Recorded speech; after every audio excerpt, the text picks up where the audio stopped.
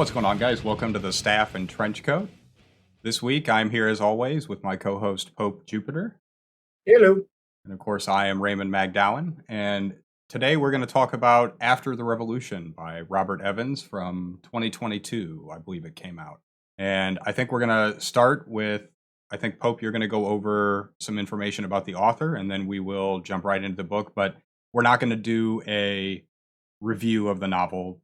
We'll just say it's good. You should read it. Neither one of us is going to be able to be objective in that avenue. This is a really high quality novel published by AK Press, and there's a lot to say about it. So, Pope, if you want to jump in and talk about Robert Evans. Absolutely. Yeah, our brief spoiler-free review is it's good. Go out and read it. It's free. But if you can give Robert money, give him money. Full disclosure, I'm a huge fan of Robert Evans. I never miss an episode of Behind the Bastards. I usually also listen to most of his other podcasts that he's involved with. Um, and when he's a guest star, I usually pick those up. But I figured the best way to introduce Robert Evans to anyone who maybe is meeting him for the first time is by doing a little mini Behind the Bastards episode on Robert Evans. So Robert Evans is a journalist, writer, comedian, and all-around ne'er-do-well. I started out on crack.com as a writer and editor. He says he mostly did the captions on the images. If I don't, did you ever go to Cracked? Was that a website you were aware of or went to? I have never been on that website, I don't think, but it rings a bell. Okay, so Cracked from like 2008 or so until about 2016, 2017 was a really funny, well, Cracked is based off a magazine that was kind of a competitor to Mad magazine. So it was this comedy magazine. It pivoted to web really effectively, and Robert Evans was part of a number of writers slash podcasters who have come out of that website in recent years with some pretty based politics and some really good writing. After Cracked, he went into a number of journalist pursuits. He did conflict journalism in Ukraine, Syria, and Iraq. He's specifically embedded in Rojava. And besides that, he's done significant research on right wing extremism in the United States, including about Gamergate back in 2016 and other such white nationalist shooters or white nationalist movements, both in the United States and abroad. He is primarily known nowadays as a podcaster. Behind the Bastards, It Could Happen Here, Worst Year Ever, The Woman's War. Uh, there are more, but those are the ones he's probably most well known for. He is, in fact, the media head of content for Cool Zone Media, a subsidiary of iHeartRadio.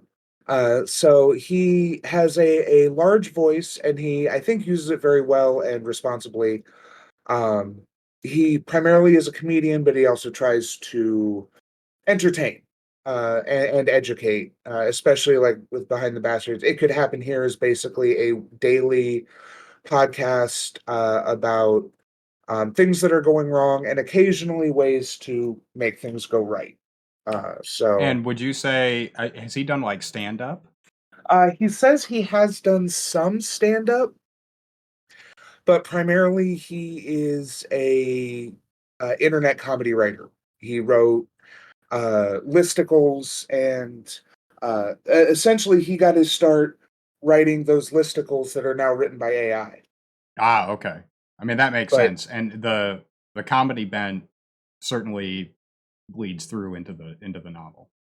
yes, and it bleeds through even more into like Behind the Bastards, where he will tell a story about a terrible person doing terrible things and make you laugh at the same time. It is quite a gift. Yeah, I mean a pretty impressive pedigree that he has just in general, and a fairly extensive history of as you said, having good politics and trying to use his voice for, the good. Absolutely. And so, unless you had anything more that you wanted to throw on to the end of that, we can move in and talk about the novel a little bit here. The only thing I wanted to add on was that I think that his history as a conflict journalist really shows through in a lot of the scenes of this book, a lot of the way things work. You can tell this is someone who has been in the shit, as it's referred to in the book. I would agree with Uh, that.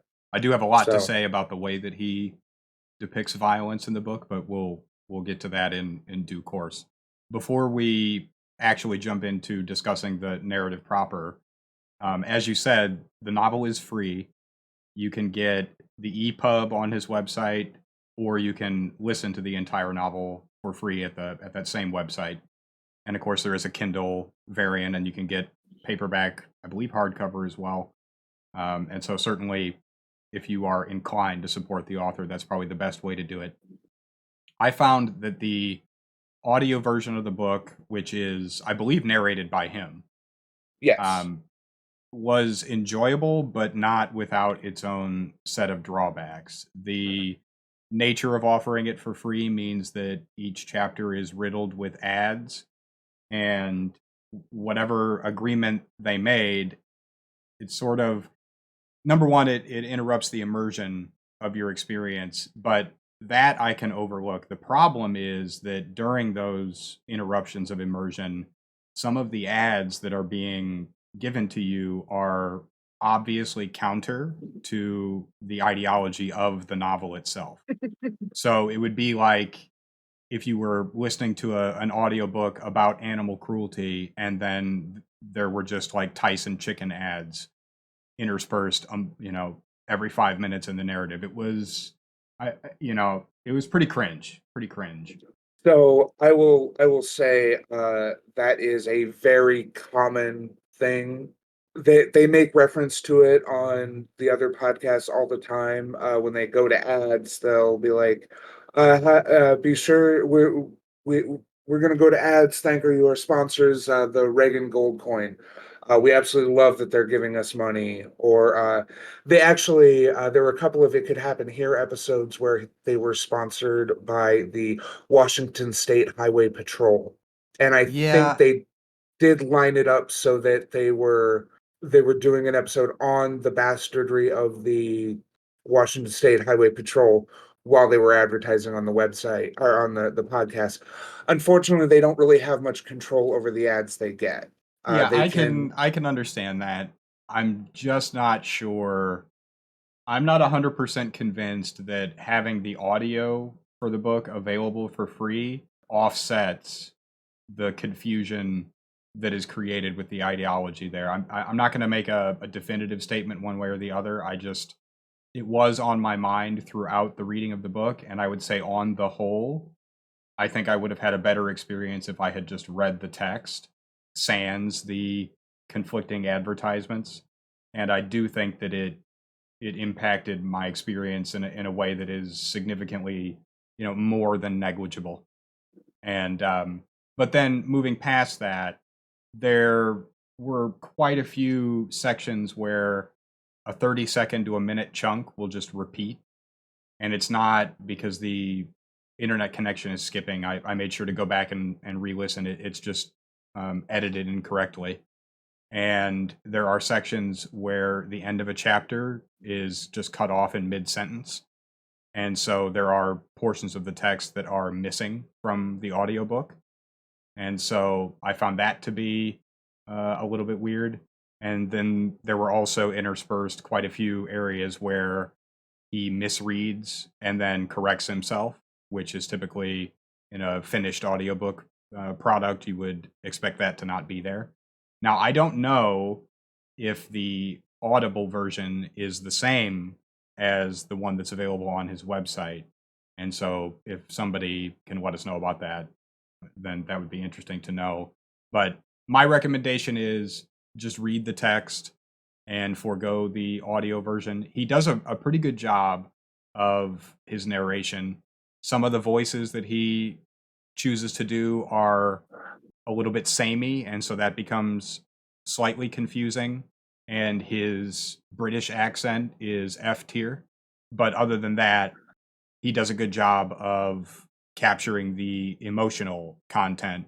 There is a lot of nuance in the way that certain dialogue is delivered that might be missed if you read the text only, but I can't say one way or the other there because, of course, I only did the audio version. But that's all I'll say about that. That's my rant on the audio version. It was serviceable, but with significant problems. I understand completely. Yeah, and yeah, I totally agree on Robert's ability to do accents. He's a Southern boy; he can do the breadth of Southern accents. But outside of that, um, it is a running gag his inability to do accents on Yeah, the and other and show. given So there's a lot of comedy in the book, and so I took that in stride. But it's the cumulative effect of the ads, the editing problems, things getting cut off, sections being repeated, the poor accent, some of the character voices being samey. When you add all of those together, I felt that it detracted enough that I would have preferred the text version. But if everything else had been fine, then it's not like I would say, "Oh, the guy's British accent is terrible, so don't listen to the audio version." It's right, a cumulative thing. yeah, that's totally fair. But yeah, let's jump in and talk about this book. I enjoyed it immensely. I think we'll start with. I mean, the first thing I have on my list is to talk about the character of Roland. But if you have a point that you want to jump in, I mean, this is your essentially we're going back and forth. I picked the first novel that we went over. PopeJupiter picked this book. I know that it's as he said at the beginning, he's a huge fan of the author. I suspicion he probably has some uh, opinions, some talking points that he wants to throw at me. But if not, then we can just start with Roland. Yeah, I think Roland's a good place to start. I described him earlier as the specter of the U.S. military industrial complex, which I think is exactly right. He's a functionally immortal cyborg who literally survives a grenade to the head from inside. The end of the book is him putting an RPG in his mouth and pulling the trigger, and then he gets up. Who the fuck are you people? So he is a functionally immortal wrecking ball that can basically destroy any kind of opposition eventually. I do think it's interesting. Robert Evans has an RPG background. He's played Dungeons and Dragons, Pathfinder, Warhammer. And I think it's interesting that this is a demonstration of when you have a min-maxed and overtuned character in a party of normal characters. Um, if you have something that the overtuned character can can handle, then it's going to wipe out if it's a challenge for the overtuned character, it's going to wipe out the others. So it becomes a challenge of the overtuned character defending the normies. And there are a number of points where, if it were Roland by himself, there would be no challenge. But he has to protect Manny and Sasha and Thule and Rick and Marigold and others. So, and then the strike team in the beginning, and that need to defend the weaker ones is ultimately what gets him the most injured. And I don't think that's an accident. No, it does seem intentional, though. A lot of the Amazon reviews that we looked through the other day, a common criticism that is made is the inability for the reader to suspend their disbelief at the magnitude of Roland's, post-human enhancement. So Right. do you think that does that detract from your ability to enjoy the novel, or did you find and have you found in your several read-throughs that the character of Roland is crafted in a way that actually serves the narrative? In my opinion, I feel like there are enough moments where his few weaknesses, namely that he is one person, and while he can move very fast, he cannot actually be in two places at once, especially against gunfire. Serve to prevent the issue like we had with Hawk in the previous book, where he was just he effortlessly sailed through the narrative with no real issues. Roland suffers greatly through this narrative, uh, as I said, often in defense of weaker people, of people who are in more dangerous, excuse me, more dangerous situations, Well, or excuse and me, are weaker positions. right, and from my fantasy background, I'm pretty used to there being one, sometimes more characters in the narrative that are your Gandalf, your Alanon, your whatever, your wizard of nearly unimaginable power that sort of shows up, protects the weaker characters, and his abilities are only vaguely described. And I'm fine with that. So it didn't really detract from my ability to enjoy the book, but it seemed like, at least, given the small subset of angry people on the Amazon reviews and a couple other places I looked at, it seems like science fiction enthusiasts have a slightly less ability to tolerate that style of character. And I often saw people commenting on the, even accepting that it's a near future novel, they're they struggle with the ability to accept his descriptions of the technology. And it is true that there is not a whole lot of what I would call science speak in the book. It does not come off as, for lack of a better term, a more academically geared writer, the way that they might approach writing a science fiction narrative. It definitely comes off as more of a fantastical version of what a post-human wrecking ball, as you said, might come off. Yeah, he uses nanomachines as a sort of phlebotinum glue, if you will, to hold the technology together, because that's generally how most of the really insane stuff is explained, like Roland's healing fact, everyone's healing factor.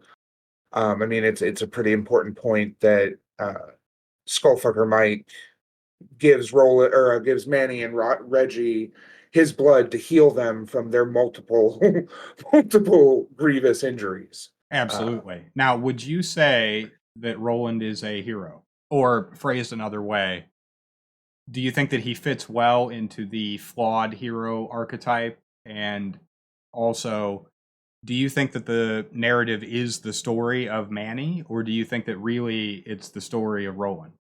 I believe this is mostly Roland's story. I mean, Manny is just 100% the point of view character. Sasha is a plant for sequels. He posted a picture to Twitter a couple of years ago of uh, after the Revolution 2 Electric Boogaloo Chapter 1 Sasha. It's like, I'm stuck at the airport, might as well get to work on this type thing. So Sasha is a character whose story will continue. Roland, this is something I actually meant to look up. Roland is inspired by a song. Yeah, a Warren Zevon song. Warren the Headless Thompson Gunner. Roland was a warrior from the land of the midnight sun, with a Thompson gun for hire, fighting to be done. The deal was made in Denmark on a dark and stormy day, so we set out for Biafra to join the bloody fray. Through 66 and 7, so this is about Vietnam. With their fingers on the triggers, knee deep in gore, for days and nights they battled the Bantu to their knees, killed to earn their living and to help out the Congolese. Van Owen and the rest, but of all the Thompson gunners, Roland was the best. So they decided they wanted Roland dead. That son of a bitch Van Owen blew off Roland's head. Roland the headless Thompson gunner, Norway's bravest son, to even up the score, they can still see his headless body stalking through the night in the muzzle flash of Roland's Thompson guns. This is about an immortal Thompson gunner who gets his head blown off. Well, and he does Uh, actually wield a Thompson gun in the narrative. uh-huh. Yeah, so I thought he was a fairly interesting character, and I would agree with you. I think he does ultimately serve the narrative, and I did not really find his extraordinary abilities to detract a whole lot from my ability to take in what I felt the author was trying to convey in the narrative. Though there were moments where his style of dialogue and his abilities, I think, did detract a little bit from my ability to feel the emotional weight of some of the things that were going on in the narrative. And I mean, we can talk more about the style of dialogue and the language that is used and things like that. But all in all, I thought Roland was a fairly interesting character. Yeah, I really like Roland. I think he's a fun character. I do want to say the Eternal Thompson Gunner still wandering through the night. Now it's 10 years later, but he still keeps up the fight. In Ireland, in Lebanon, in Palestine, and Berkeley, Patty Hearst heard the burst of Roland's Thompson gun and bought it. So it kind of sounds like this song is sort of a wandering immortal freedom fighter is kind of the theme of that song, who was killed by the CIA but still is out there today. Yeah, and there's also the sort of layer of the character where he is addicted to the violence. Yeah.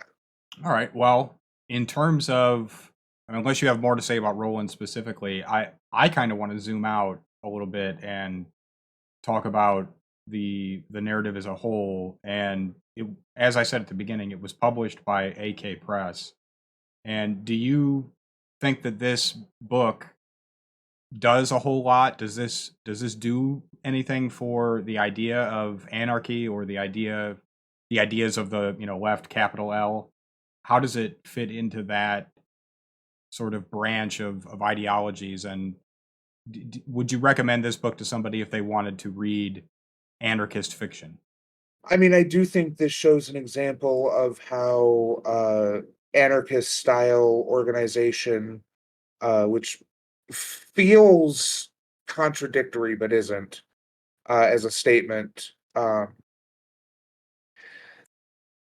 can help in times of crisis, and especially in situations where there is no state or central government to rely on. I think that's one thing that a lot of internet anarchists get wrong is that they try to they want to dismantle the state when I think it's better to just insofar as your organizing goes, just ignore the state and get on with your organizing.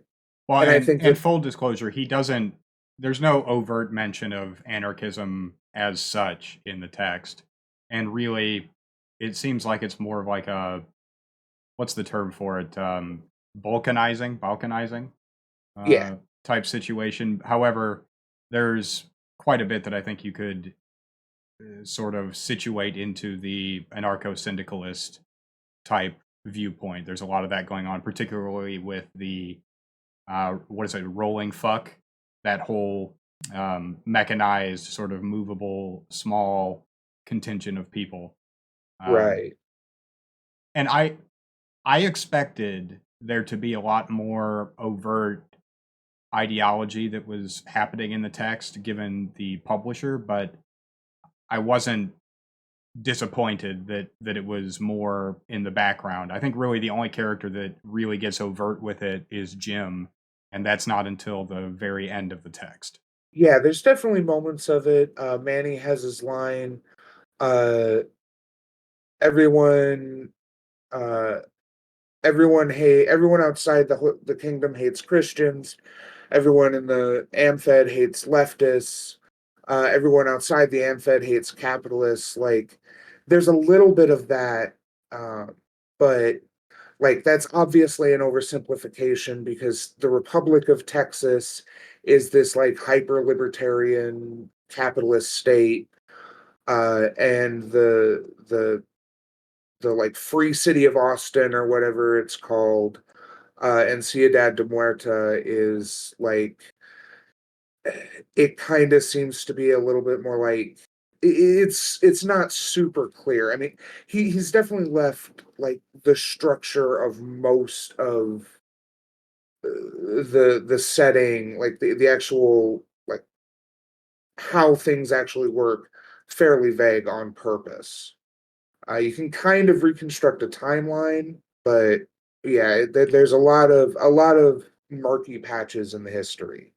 Yeah, I would say it seems like he's less pontificating about the efficacy of, anarchist ideals or far left ideals, and more doing something of a quasi journalistic sort of future telling, postulation about what things might look like in the future, smattered in with some highly fantastical science fiction and a little bit of comedy.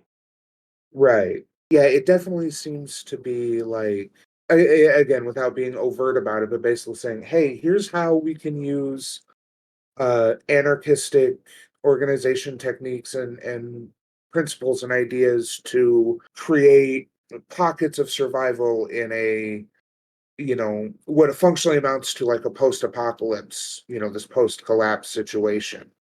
And Yeah. like there's the Walmart commune they go to in like the first chapter, which, if you live there and work there, it's an open commune, but you gotta pay to for outsiders to stay there, and that gives them currency to trade with other groups. Like it's this brilliant mishmash of different systems, which is exactly what would happen in a post-collapse situation like that. Like you're not going to have uh, this clean transition into something different. If I can ask, sort of like be a little bit more harsh, to cycle back to Roland, if that character didn't exist, would the narrative hold together?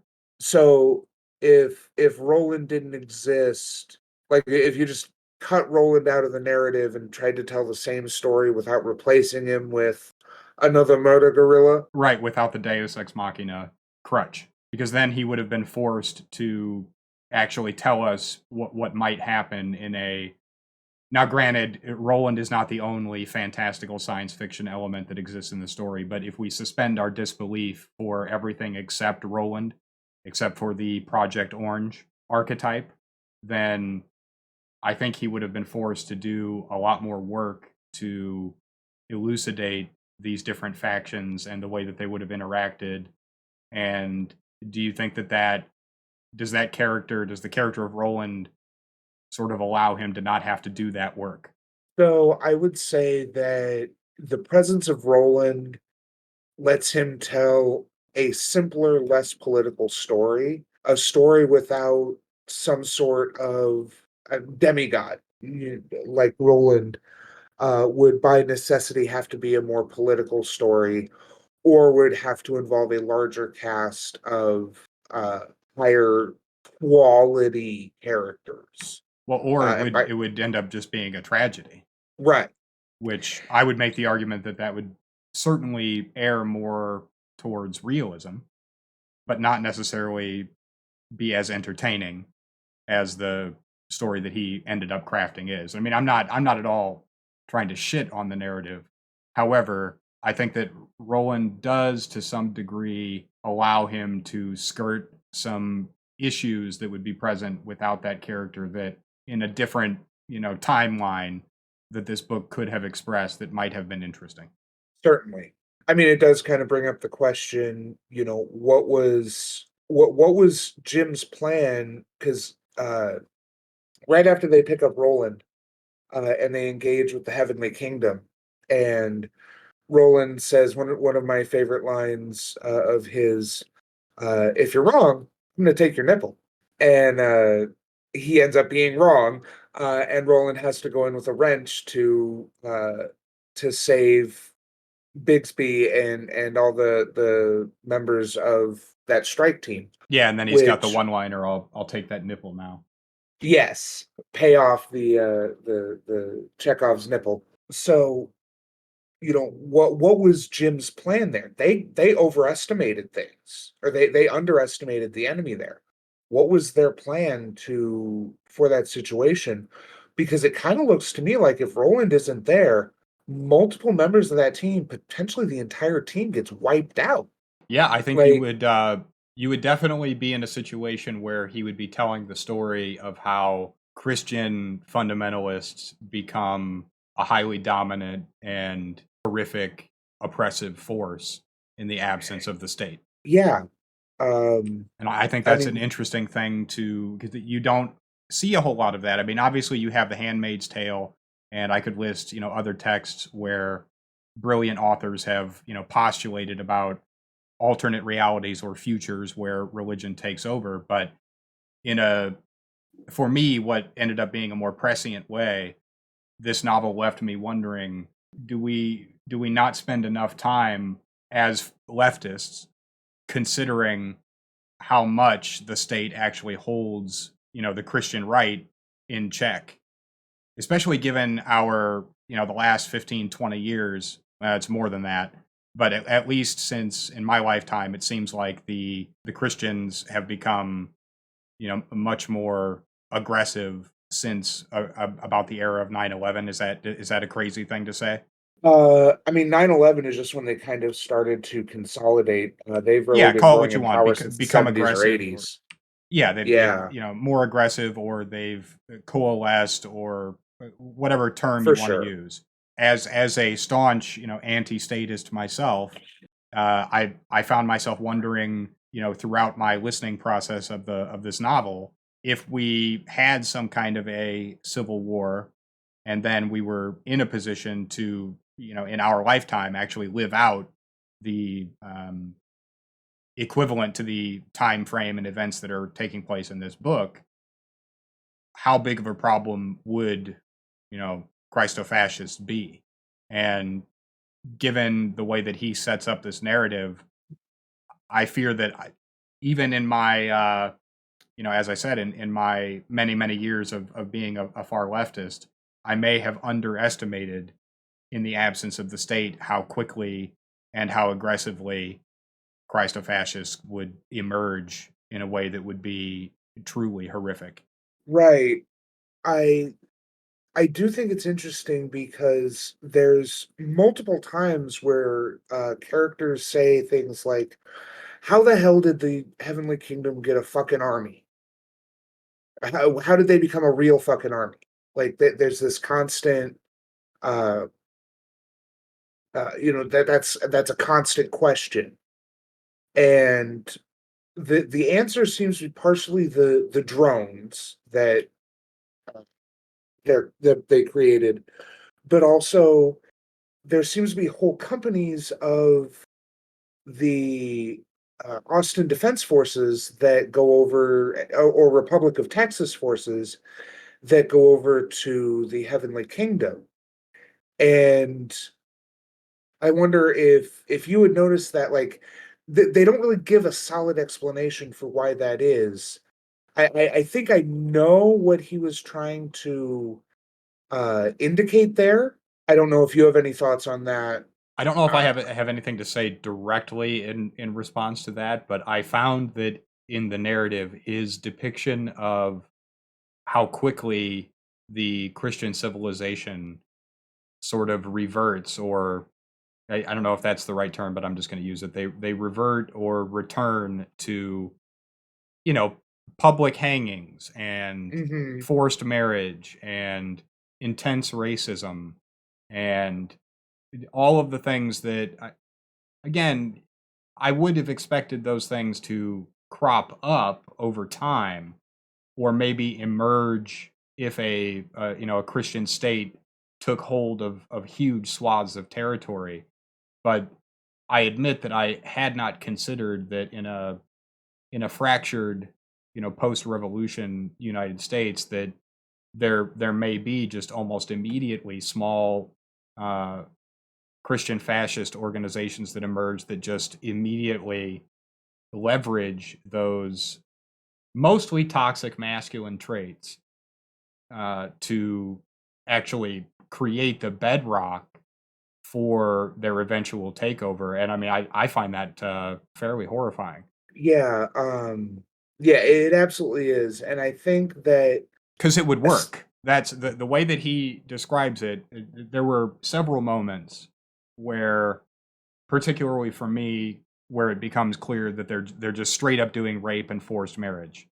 Uh-huh. And my first thought is, okay, come on, Robert, uh, that's ridiculous. But then you think about it, and you're like, no. I mean, if you look at social media, if you look at the things men say, on Twitter and Facebook, whatever, and the rhetoric that you hear from people like Andrew Tate, so on and so forth, I they mean, they would that immediately be able to leverage that and just draw in tons of men who so who would do so essentially whatever they wanted. yeah, figures like Matt Walsh and Steven Crowder have openly called for the removal of no fault divorce. Steven Crowder recently basically all but said he thinks the state should force his wife to stay married to him. So there is absolutely a section in 2023 America. There is absolutely a section of people who think that who would 100% sign up unironically for the heavenly kingdom. And I think that that's basically what Robert was doing here. Um, I think what he was implying with the juxtaposition of Sasha with the people going over to the heavenly kingdom from the Republic of Texas and the Austin Defense Force. I think what he was going for there was the essentially the stochastic terrorism, the power of social media to radicalize, especially young people. I Um, agree with that. I guess my surprise was that coming out of the end of the novel, I went in expecting a robust anti-statist take. And what I kind of ended up with is feeling like the real moral of the story is to protect the Republic because it's the only thing that's holding us back from this essentially hodgepodge of various forms of dystopia. I definitely can see that reading for sure. Since the collapse of the United States state is what causes all this. But he makes it clear that things are not good in the AmFed, the closest successor to the old United States. I mean, that's explicitly stated. No, that's fine. When I say the Republic, I mean the moral of the story is that the revolution should have been prevented. The original, the Republic, should have been saved. Because there's no even the closest thing that we have in the novel to a happy ending is rolling fuck, and that's not a place I want to be. The mechanized roving war group where you send out the crazy post-human warriors, but you cut their faces off first and then watch their deaths and their equivalent to like a Facebook memories stream as they die, while fighting against these various degrees, these various other small civilizations of varying degrees of fascism. Yeah, Rolling Fuck sounds like a place that would be nice to visit, but I wouldn't necessarily want to live there. Although I think that it's sort of implied that they basically have uh, cyberware that fixes problems with drugs, with taking drugs, Well, especially the yeah, and I scene. don't know if it's by design or not.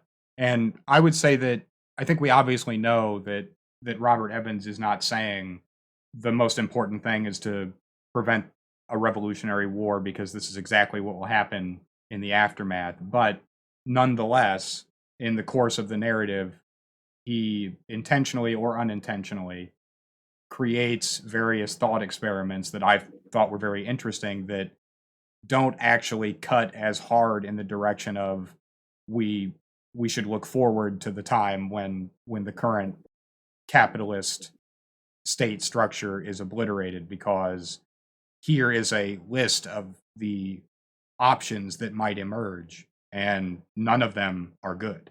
So, what do you think of Jim? This is related. This is absolutely related. I feel like Jim is the self-insert. You think Jim is Robert? Interesting. Um, I thought that he was an interesting character, if a little bit ham-fisted. He is the only character that actually steps in and overtly offers an ideological position.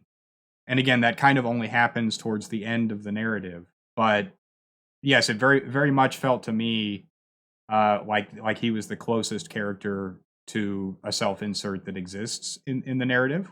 I don't know if I mean you could make the argument that the journalist might be the equivalent of that, but and when I'm saying self-insert in this context, I don't mean that in a derogatory way. I think No, no. he did it in a not in the same way that in the last episode we discussed. Uh, the good version of the self-insert where it's slightly ambiguous and prompts interesting thought experiments on the part of the reader. Right. I can see that. Basically, what I'm saying is that Robert took a page out of Christopher Nolan's book in the movie Memento, which briefly is a movie about a character with anterograde amnesia, which means he can't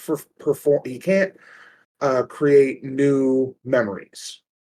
So he remembers up to a certain point, and he is incapable of making new memories after that.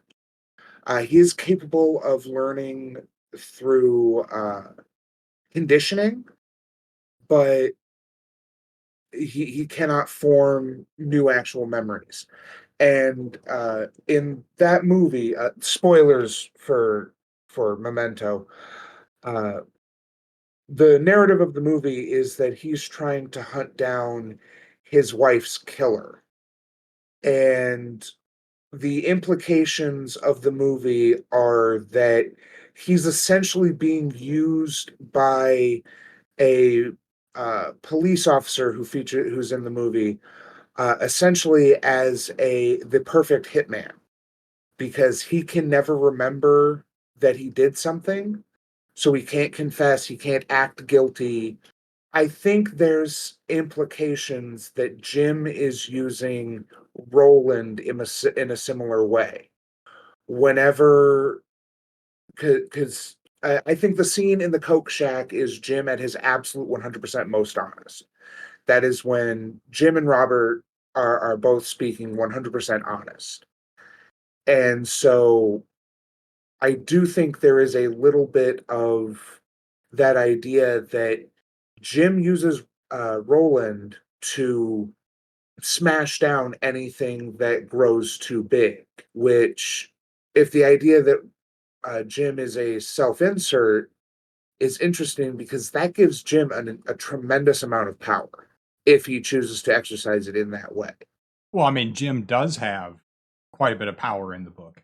I mean, he's the only character that you really get the impression that he has, narrator level knowledge. He's the only one that seems to, aside from, fever dreams or memories that are traumatic, he's the only one that seems to have a cold intellectual remembrance of the time before the revolution and the events of the revolution, and seems to still be working based upon that knowledge. And none of the other characters really seem to be operating at that order of magnitude. Yeah, there does seem to be. If there's one major criticism I would make of the narrative, it's that the revolution feels a little bit more than 30 years ago. Yes, it very much does feel like the ancient war that almost no one can remember, even though we know that lots of the people who are still alive experienced it. He just doesn't spend a lot of time, again, aside from your fever dream, your momentary memory of trauma. Again, it really is only Jim that seems to be acting on his knowledge from that time. Everyone else in the book seems to be, like, to be charitable, let's say everyone else is just kind of operating on a survival basis, dealing with what's happening in the present, whereas Jim really seems to be the only character that is acting on a long-standing trajectory of intellectualism and knowledge that is rooted in the past in a non pure trauma sense, and that sets his trajectory for the future. He's making plans.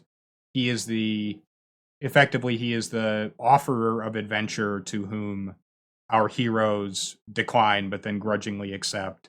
He seems to me to be the closest embodiment to the narrator that we get in the text. He does have a little bit of that kind of classic trickster god story. I kept being reminded of like Nick Fury.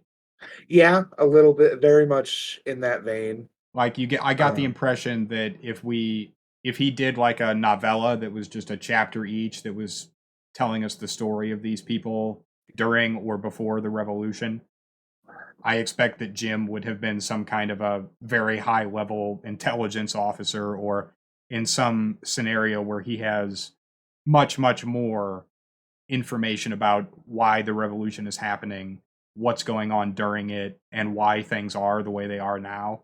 Whereas you really just don't get that impression from any of the characters. I mean, even the journalist doesn't really seem to have any knowledge that he's acting on of the way things were before. He just seems to be chronicling the events that are happening now, ostensibly for his audience in England. yeah, and that is another. Actually, that brings up another criticism: is that it seems like the rest of the world is soldiering on despite losing the center of world commerce. Fuck America, but if the American system collapsed, or even if they somehow managed to maintain continuity and just contracted to the area of the Northwest that is the American Federation, that is going to have massive ripple effects all over the world. And I just don't think that like the UK or the EU would just be a normal functioning society. Again, this is another instance where uh, I think the revolution happened more than 30 years ago. I don't know if he made a mistake by setting it in 2070 when he pegs the revolution in like 2041 or so. You know, would make more sense if we're like 100 years post revolution, we're a full generation. Then I could see, you know, the rest of the world having recovered, and that would also explain the lack of memories for the survivors because, or for the people there because. You know, there would be very few people left alive except for, you know, the post-humans of Rolling Fuck, Yeah, well, and or other. to add another sort of layer to this criticism is that he takes what I would say are great pains to elucidate the fact that people live longer and don't age. And so you would expect that most of the people that are in the narrative, that, you know, people that didn't die in the revolution, they could still be alive. I mean, more than once. I mean, I would say many times you have instances where Sasha encounters someone who looks old and he takes time to say, holy shit, this person is old. And I've never seen a person that looks old like that. Yeah, I think he could have, or at least I would have been interested to read more about the events of the revolution. And this is I've talked about this for years and years and years with other friends of mine, and whatever. One of my least favorite mechanisms in fiction is when you tell me a story, but it's all based upon some war or some major event that happened that I'd actually like to know about that instead of the story that you're telling. And unfortunately, this does fall into that. I would absolutely have rather read the book of the revolution because he sets it up and it's an intriguing event. I want to know what happened in the 10, 20, 30 years that passed. How did these little groups pop up? What's happening in the other parts of the United States? What's going on with all the rest of the world that, as you said, it seems like he just kind of hand waves away and says it's all good over in Britain. They just send journalists over for news entertainment purposes. Yeah, and if I remember correctly, Canada is also still a functional sovereign nation that is still implied to be the old Canada are slightly expanded. So that's another instance of like, how did Canada survive? Now, I It mean, maybe he's just doing, you know, career style giga brain, and you know, later on he's going to write a trilogy of books that are the prequel that actually go over the revolution period. But as it stands now, just taking this one novel on its own and knowing that he is working on a sequel to it, I did find myself more than once being like, yeah, I would have liked to have read a lot more about how the revolution took place and what was going on. I think that would have enhanced my enjoyment of this novel.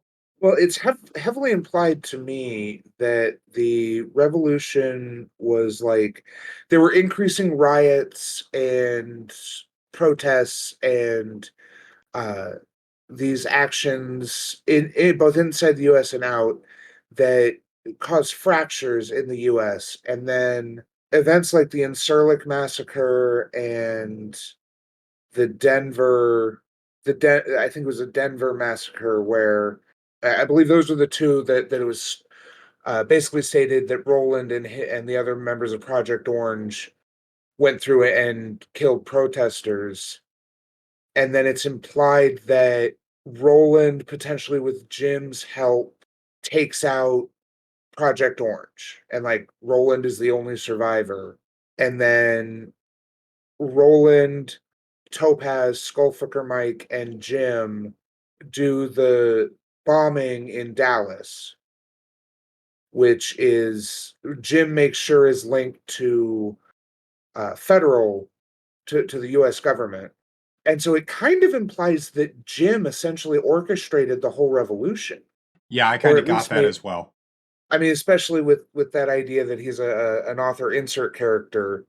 My impression of Robert Evans is not that he thinks he's the orchestrator of the revolution, and I know you're not saying that he thinks himself that, Yeah, but I maybe do. maybe self-insert is a wrong term. Let's say he's the character of closest omniscience. I would say that he speaks with the author's voice Yep, most I would often. agree. Again, I listen to most everything Robert Evans puts out. He frequently makes, to quote a disgraced Minnesota senator, kidding on the square comments about burn it all down. Those kind of very common in lefty spaces, especially when he's talking about bastards who systemically abuse the system and got away with it and lived nice, long, happy lives, wealthy and happy and fat.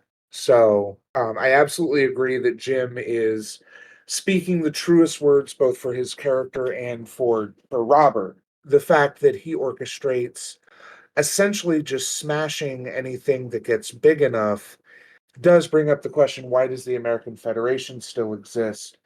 The only answer to which would have to be that it doesn't seem to be interested in expanding. Yeah, I mean, I pretty much agree with all of that. I mean, nonetheless, Jim is a character that is well crafted in terms of holding the narrative together and giving the plot forward momentum, even if the I guess the trope, if you will, of the guy that has all the information from back in the day that sort of shows up and organizes the fellowship is present. I don't think he does that in a bad way. It just also creates this paradigm for me where I just want the novel of when the revolution is happening. Right. I would like to, unless you have any objection, move on and kind of talk about Sasha in particular and wrap that into a discussion of how he portrays Christianity in the book. So, I mean, you have this character who, do we get her exact age? He's 17 on the cusp of 18. So, a high school student. Yes. And Explicitly a high school senior, uh, at most months away from graduation. right. And she gets wrapped up in hyper religiosity and ends up actually just sneaking out and going to join this Christian organization. And then when she gets there, it's almost immediate that things start to turn and it ends up not being at all what she expects. And I liked that. However, did you find that his depiction of the Christians was accurate? Might be the wrong word, but did you find the way that they behaved and talked to each other, did you find that believable? I think it's important to point out Robert's background in studying online stochastic terrorism, this idea of forums and YouTube videos and Twitch streams and Twitter posts that uh, radicalize, especially young men, but it does affect women too, but it's mostly young men, and funnels them into increasingly uh, worse and worse layers of thought and belief. And this is something that Robert has studied extensively and has talked about extensively. And I think he uses that information and knowledge to construct Sasha's uh, Sasha's character and Sasha's story, Sasha's arc for this book, because she is an intelligent girl.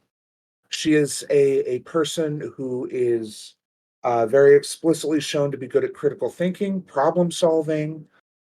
She is,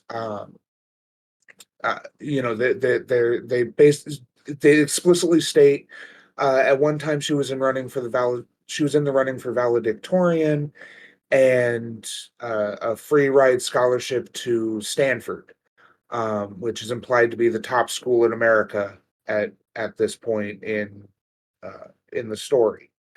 So she's a very intelligent person who nonetheless is suckered in by the the rhetoric and the techniques of social media and this radicalization that people like Steve Bannon used extensively, that Nick Fuentes and these other far right figures have used to grow their audiences and radicalize young people to the right. Um, so I definitely think that is a big part of what he did with Sasha was he was showing that kind of situation where yes, this can happen to very intelligent people. I do think that uh, she was snapped out of it a little more quickly than normally happens in real life. But it also was kind of forced on her. So Because I mean, we're talking about a turnaround of like 3 days. it's a little longer than that, but it's probably a week at most because she spends a couple 3 days there before before she meets Alexander, and then she spends Well, I mean, uh, it from the time where she arrives to where we get that first big hit of this is actually a nightmare. That's about 3 days. It's might whatever it might be a week or whatever before she's actually gunning down that guy to steal his car. yeah, it's like a 3-day trek. That I mean, she gets slapped with how bad it is right away as soon as she gets into the Heavenly Kingdom. Like that's explicit. Is that I believe the line is something like she expected rather less shit and bullet casings, but this was guess she didn't know what to expect in a war zone or something like that. Well, yeah, it seemed like at the beginning it was immediate that the veneer started to rub off, but she made excuses for it and kind of went along. The For me, the turning point is her interaction with Alexander. Right. That's when yeah, that's definitely a point where she starts realizing that and Marigold. I mean, Marigold basically was there to essentially knock her on the head, say, "Hey, hey, hey, use your brain. What's going on?" Yeah, I will admit I don't know that I was really convinced that she was intelligent. I know it's explicit in the text, but I was not able to suspend my disbelief entirely. And maybe that's a reflection on my bias, or that it could just be that the time frames were so short that I wasn't able to really throw myself into imagining myself in the role of that character.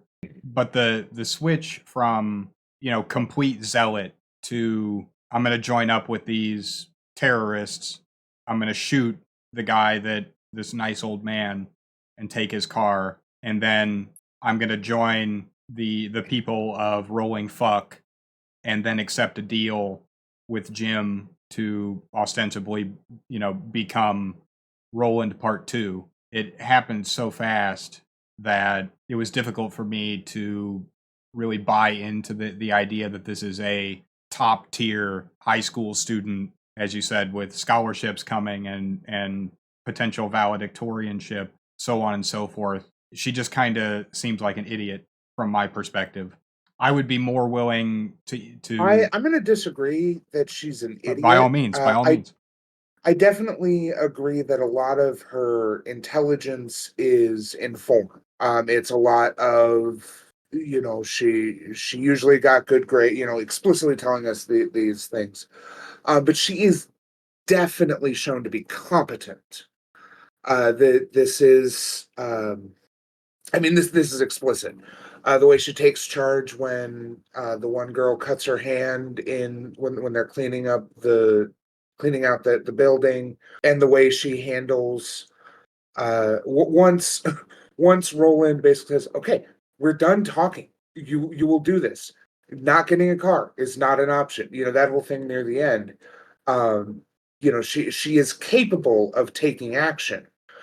She doesn't react well to it because she's 17, but she is competent, which is different from intelligent, but I think is amply demonstrated. All right, well, let me do a quick retcon experiment and you tell me what you think would happen. Okay. Everything else in the narrative remains exactly the same in terms of what people do and say, except Alexander comes to her and says, "Yeah, this the forced marriage and all of that stuff that is done here, but not us, baby. For me and you, it's real." What happens? Yeah, I think that's kind of what I was alluding to, that she gets snapped out of the brainwashing, so to speak, much more quickly than generally happens, because yeah, I think that would be a very different story.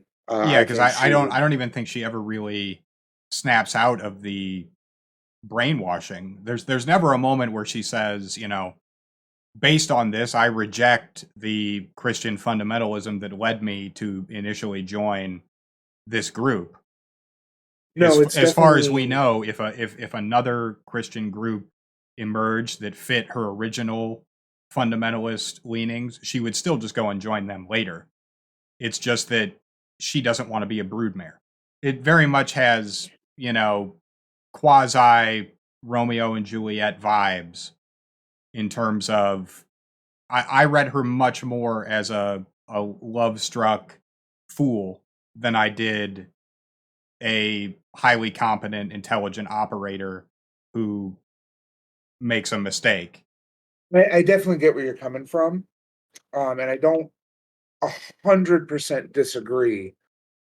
What I would say is that she is. I do think that she rejects. There are lines, especially after she kills Alexander and Daryl, I believe was his name, where she thinks about how she has done these terrible things, so she must not be a Christian anymore. Like, I disagree that I think she would just join the next fundamentalist Christian sect that comes along. What I think Sasha is someone who is she's someone who grew up in a safe home, so she enjoyed transgression. I think that again, I keep going back to how she feels to me like an example of how these fascist assholes use the internet and social media to radicalize people. And I think that's because you're absolutely right that she is love struck. She is she is she is being fooled into this situation. But the point is that there are countless people who get suckered into equally bad situations in real life using the same tactics. No, And I think that's accurate. I think that that is also the implication of how I don't know if I made this explicit earlier. That is also the implication for how the Republic of Texas forces went over to the Heavenly Kingdom, was that they had been working this uh essentially this catfishing game on those forces to get them to defect. That's the best explanation I can come up with for how they got so many groups to defect, is that they had just been working this catfishing game. For me, it just seemed in the narrative that she seemed willing to look the other way to the forced executions, the mistreatment of prisoners, so on and so forth. It really did seem like the crux of the matter was when her crush turns out to be a bad guy, that is the thing that opens her up for being removed from that situation, not any kind of ideological shift. Yeah, I would agree with that. Yeah, if Alexander had been a decent guy, I mean, we could argue that if he had been a decent guy, he wouldn't be a member of the Christo-fascist hell state. But the whole point, like the whole point of Daryl, is that there are totally decent guys who follow these kind of things, these kind of beliefs. And I mean, Daryl was racist. I mean, he definitely was not unproblematic, but it was made clear that he was. At least I didn't catch any implications that he was anything other than an honest worker who happened to be a member of a Christo-fascist hell state. I don't know if I'm being clear here, No, because I we mean, still. I get what your position is. For me, it was merely just that the way that I was thinking about the character as the story was progressing was that it's interesting to me that it seems like what the way that Robert Evans has set this up is that the expectations of Sasha as a character for the way that the Christian state would operate, that her realization that they are committing acts of brutality gets swept under the rug. But the infringement upon her perception of the manner in which she would engage in marriage and coupling, the challenge of that perception is the thing that supersedes everything else. And I found that to be that could be accurate. I don't have a strong inkling as to whether or not that would be true to life if similar events to this novel took place. I guess I would have thought that the mass executions and all of the other atrocities that are going on would have been the thing that tipped it over. And also, she seems genuinely surprised that this guy is not the person that she thought that he was, even after all of these other things have happened that have already been counter to her expectation. Oh, I've showed up and I expected that there wouldn't be people being hung in the public square, and I expected the prisoners to be treated well, and I expected there, not to be a, I don't even know what you would call it, a hyper fundamentalist organization of labor or station for women versus men. All of those things have already been made clear to her that they were counter to her expectation, and she doesn't have a change of heart of her own volition at that time. It's the combination of her expectations being dashed with her romance, and then the convenient arrival of an out for her in the form of our main cast of characters that actually allows her to make that the change from, because again, if Alexander had even been 20% less shitty, because he does just do a full, like, now you shall see my true form, and rips Yeah, off his it's mustache. 100%. Malia will help you with the baby. Malia, who are Right. these people? Oh, my other wives. You will learn to accept it. I totally agree with what you're saying.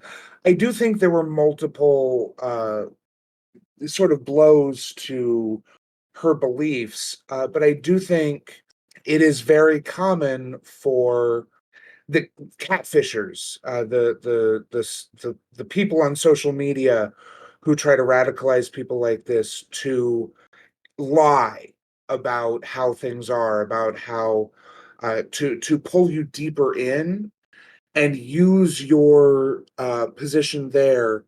Um, I mean, it's very clear that absent Roland and Manny, Sasha is not leaving the Heavenly Kingdom of her own volition. Like that is stated, and that is very common. Is they'll use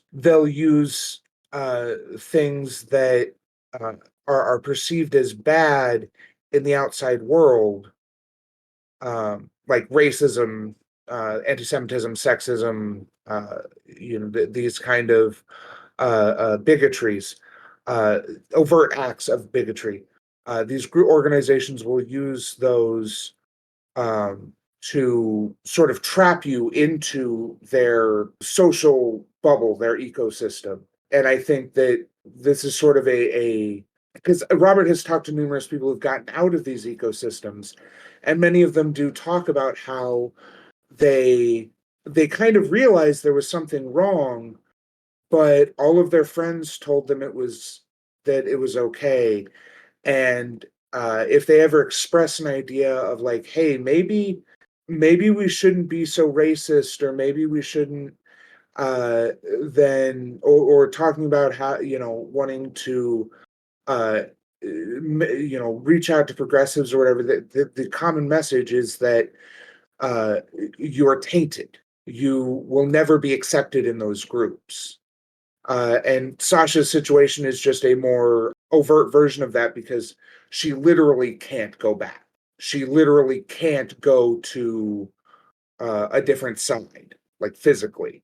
So I do think that there is a certain amount of that kind of dynamic, and that and Alexander was a direct physical and emotional threat to herself.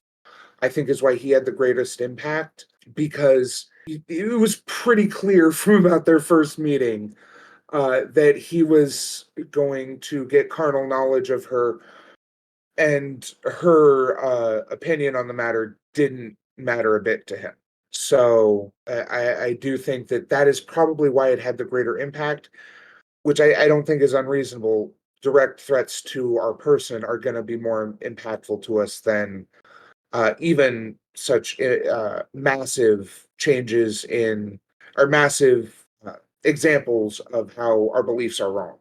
Yeah, and I mean, ultimately, I thought that the character arc was interesting, if a little bit rushed. The time frame made it challenging, I think, to get me emotionally invested in her transformation.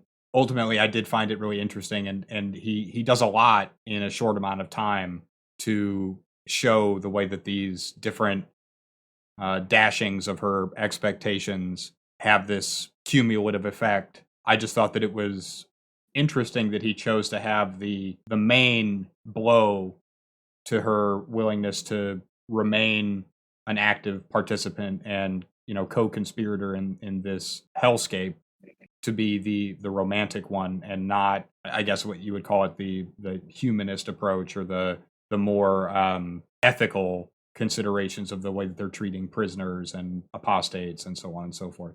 But yeah, I mean, I that's essentially, that's my spiel on that character. And unless you have more to say about that specifically, I wanted to actually talk about his writing style. I did have something else about Sasha. I'm just trying to Hit me remember. up. As a result of when I first listened to it, I listened to it. The book came out on the podcast feed like two or three chapters at a time. I think like two or three times a week. It might have been 5 days a week, but it came out two or three chapters at a time. So as a consequence, there was more time for me when I initially listened to it, like actual real time between Sasha's arrival in the book and her starting to her beliefs starting to shift. So I think that does contribute a little bit to my perception of the book, because like when you're reading it now, you're reading the whole thing, you go from Sasha arrives to Sasha starts getting beaten down. But if there's a few real life days in between there, even if you're reading it as fast as you can, I think that changed my perception. It felt to me that she was there longer. Uh, just I think as a consequence of how I first initially listened to it. Yeah, I had a professor in undergrad named Peter Nazareth, who was a novelist, and actually the only teacher I've ever had in all my years at universities that actually taught his own book in his class. And he was a huge advocate of never just sit and read a huge amount at once. That the reason that chapters exist is for you to put the book down and think. The those breaks in the narrative that are offered to you by the author should be taken advantage of by the reader for exactly this type of opportunity that you're discussing now, with having these real life time breaks in between when you had, in this case, access to the next part of the narrative, allowing you to sort of smooth out the edges of, as we I think we kind of agreed that the time frame is a little bit short. I think that's pretty close to objective. There's not a whole lot of days in the narrative between one version of Sasha and the next. And Right. I could 100% agree with you that if I had not just read one chapter after another, that it would have maybe eased my perception of that a little bit. I think that's 100% valid. I would need to comb through it a little more, but I would be surprised if more than a week passes through the entire narrative. Like, I don't think there's more than 7 days from page one to page, 300 or so. Right. So there's a lot that happens in that time. I it's kind of funny because I 100% believe that Robert has a pretty decent idea of travel times in Texas because he's from Texas. He actually the school they use as a barracks was his high school that he went to. But it does seem like they get around Texas pretty quickly, especially given that there's no real like large scale infrastructure in the area. They're specifically going through war zones, both more or less active war zones for the last 15, 20 years, and also currently active live war zone. So yeah, I think the whole timeline is compressed, but that's so common among fiction authors that I don't think it's that huge of a deal. No, I don't think it's not like a story ruiner or anything No, like that. It is an interesting part of the way that this novel functions that I think you do have to discuss if you want to talk about the narrative. absolutely. All right, well, I've been sitting on this idea since we started. I was really surprised at the style of the writing because I have not, and maybe this is going to be where I out myself a little bit as not being as well read as I am in fantasy in terms of my science fiction. But the style, particularly of dialogue and the verve of the movement of from paragraph to paragraph, from scene to scene, the way that he articulates things is very different from anything that I've encountered. He has an extremely unique voice, at least in my experience. Yeah, I definitely agree. There is a certain he definitely has his own distinct style that he has developed. And I just listed a few of my favorite just one-liner little phrases. So a character says something and outside of the parentheses he says he laughed prickishly. I enjoyed that quite a bit. Another phrase is he describes someone's smile as the shit-eatingest grin in the history of eating shit. And then my third one is at the very end of the book, one of the characters describes what Roland does as taking a bullet train to Forgetsville. And again, I really do think that that's the strongest part of the book is his writing style. I think it's fantastic. There are, and maybe you'll disagree with me, that there were some moments where, and I don't know how old Robert Evans is.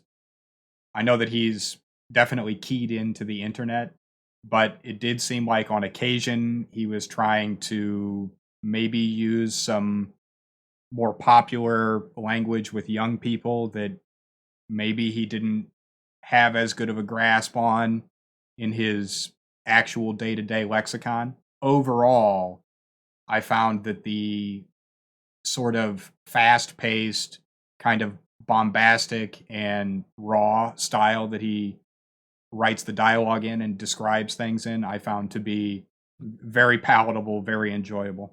Yeah, so he's a little bit younger than us. He's in his early 30s, and it's kind of funny you relate it that way. He is actually infamous for being completely ignorant of pop culture.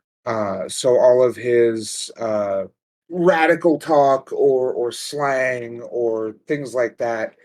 I'm guessing he probably talked to a couple of the people he works with to help with that. Or yeah, you had mentioned that there were a couple of you mentioned to me earlier that some of it seemed a little "Hello, fellow kids," Right. um, and I don't know if it's a function of my own lack of hipness, but I'm not sure if I fully grasp what. I mean, obviously, I know what you mean by that, but the specifics of how you like examples or how you mean by that.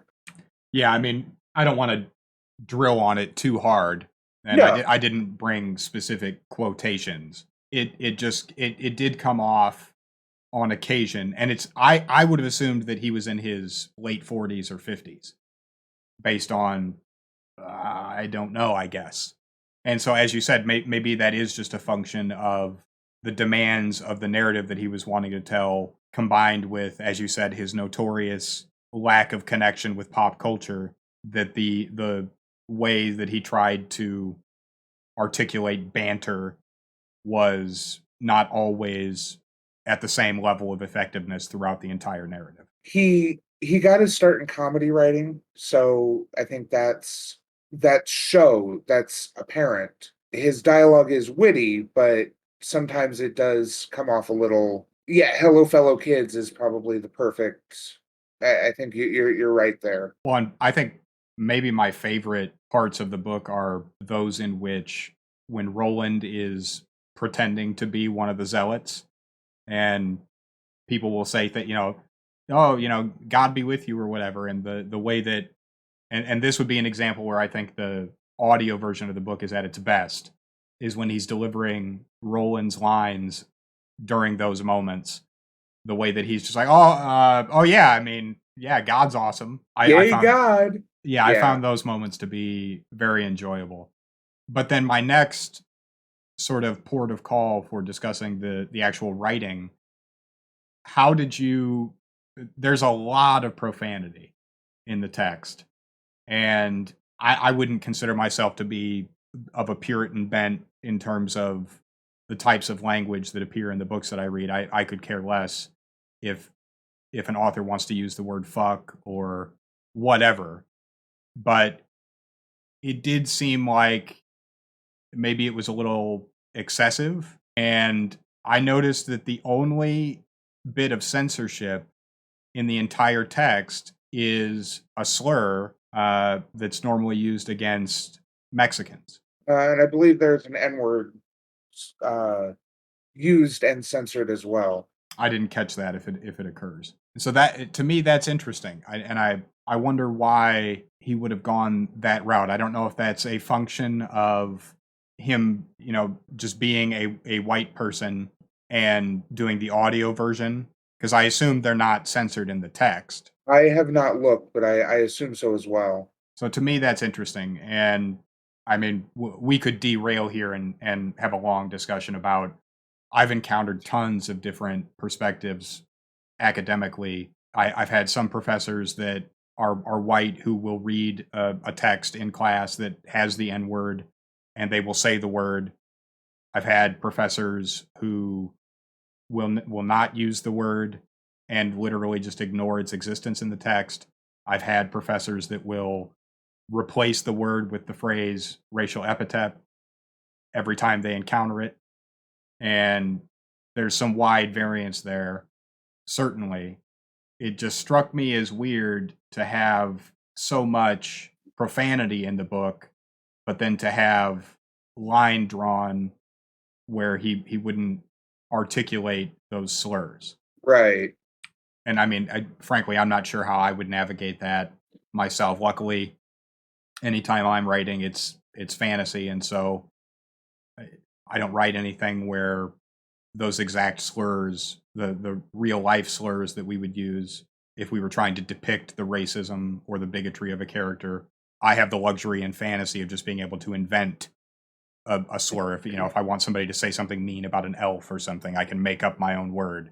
Or That's the there's end of it. accepted slurs like knife ear that Yeah, yeah. uh you know, no one's going to be hurt by saying knife ear. I think he reserves his slur usage for. So I'm trying to remember the exact point where he uses the word. And is it in the Tesla factory? I think so. Essentially, there are some Hispanic folks, and it seems like the Christian organization uses them for cannon fodder. And I can't remember exactly which scene it occurs in, but you have one character that says, "Oh, not another," and then there's the expletive.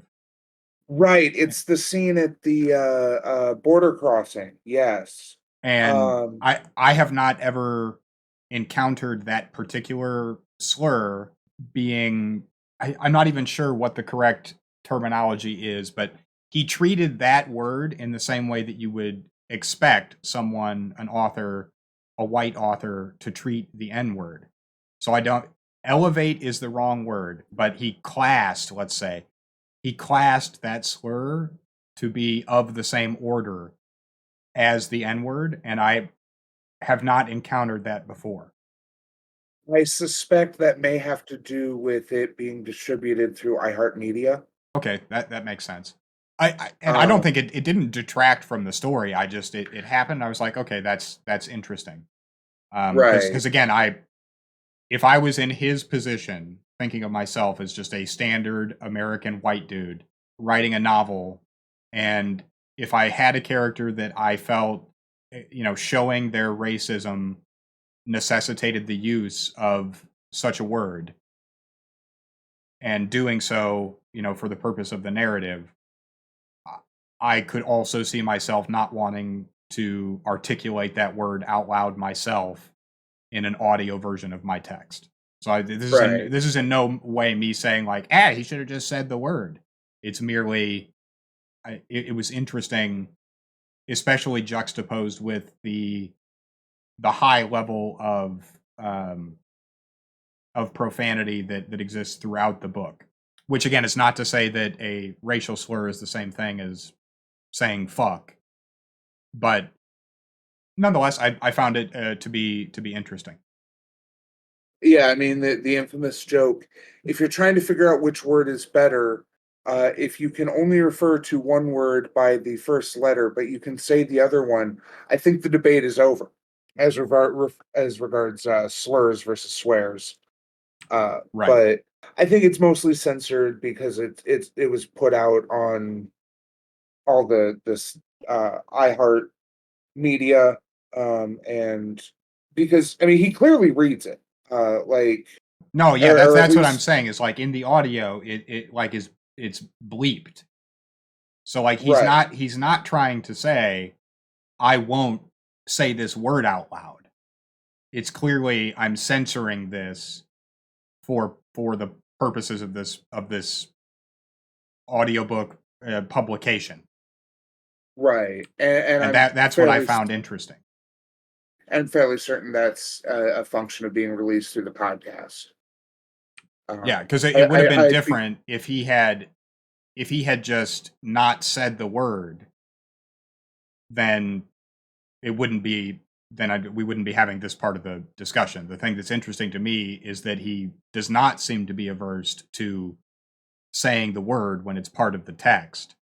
But he I guess in this case, as you're saying, it was merely just that he was willing to censor it for the purpose of being able to distribute it through this the iHeart medium. Right. Well, I mean, what's your take on the level of profanity that exists throughout the text? Did it my view is that it was very close to the line where the density of it occurring in the text almost went to the point where it didn't seem authentic. I definitely disagree. It felt authentic to me. Um, Is it you think that in a post-revolution world that like somebody would name their town like Rolling Fuck? yes, because these are all people who are explicitly rebelling against. I mean, this is one thing that Skullfucker Mike makes uh, clear is that the fact that he said, for someone who claims to not be super political, he drops these are people rebelling against a colonialist culture. Uh, when he talks about how they don't like being referred to as a tribe, it's kind of implied that, how do I explain this? Basically, it seems to me that calling it rolling fuck is as much a repudiation of the kind of civil liberal society that they all came from.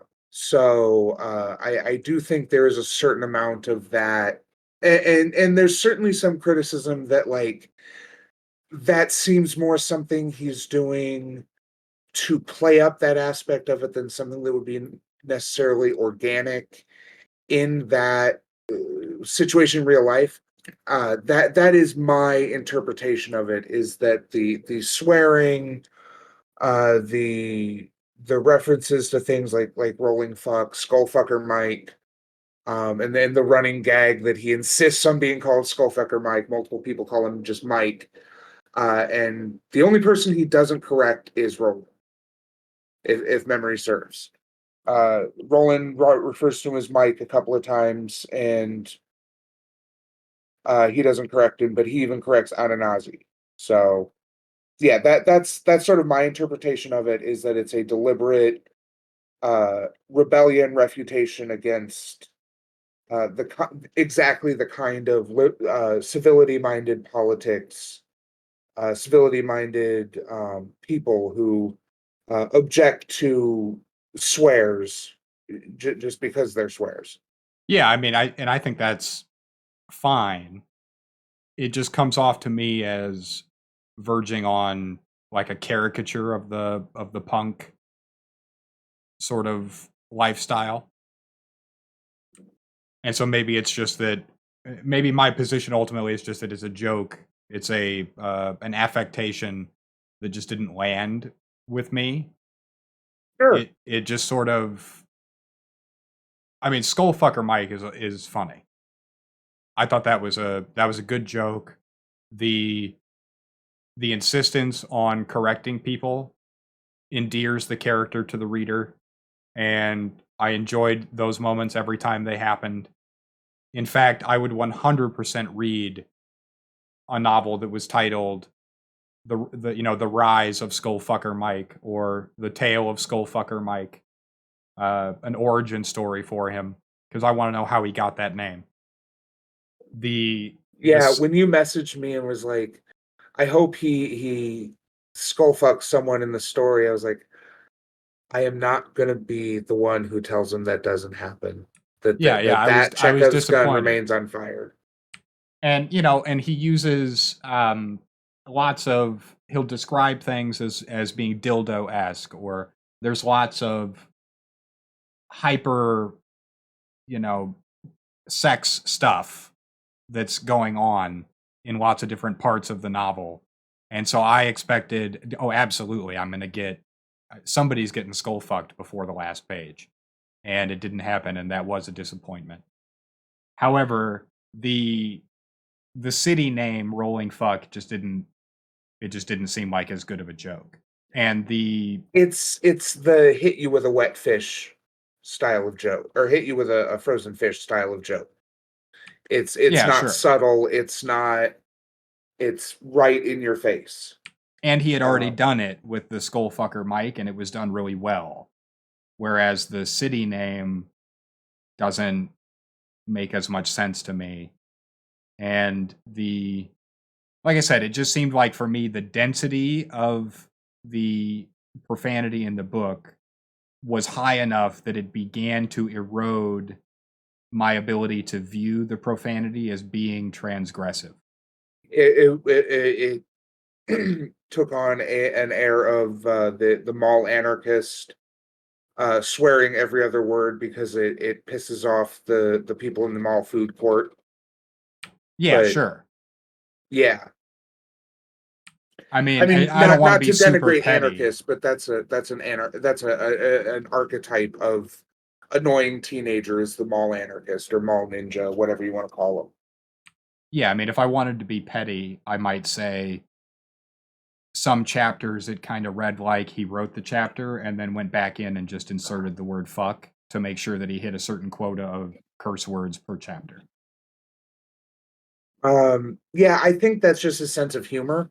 Not to say that's a defense or an excuse, or that just is what it is. His sense of humor is pretty, um, I guess you call it sophomoric. Sure. Um, But let me be clear here. If the reality is that had he not had so much profanity in the dialogue and if he did not have rolling fuck the city, if that meant that he wouldn't have had the disposition to have created the character of Skullfucker Mike, I'll take both. Skullfucker Mike is worth the other elements of it that didn't land for me. And as I said, I'm not even saying that it was over the line.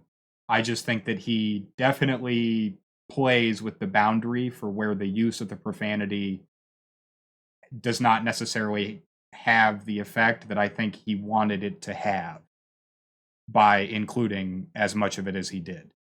Like maybe if there was 10% less of it, that maybe it would have hit harder. yeah, it felt a little. Maybe it's just that I'm so inured and desensitized to swearing, but I remember it feeling a little out of place uh, when Sasha starts swearing towards the end of the book, and her experimenting with drugs and all that fun stuff. It always felt a little jarring to me when I get to that scene, because there's so much other profanity, especially once Roland and Manny join Sasha, that I hadn't really noticed that Sasha doesn't use profanity. And thinking about it, there are a couple of references where she talks about having almost forgotten herself and said damned foolish or something like that. Like that was some high blasphemy.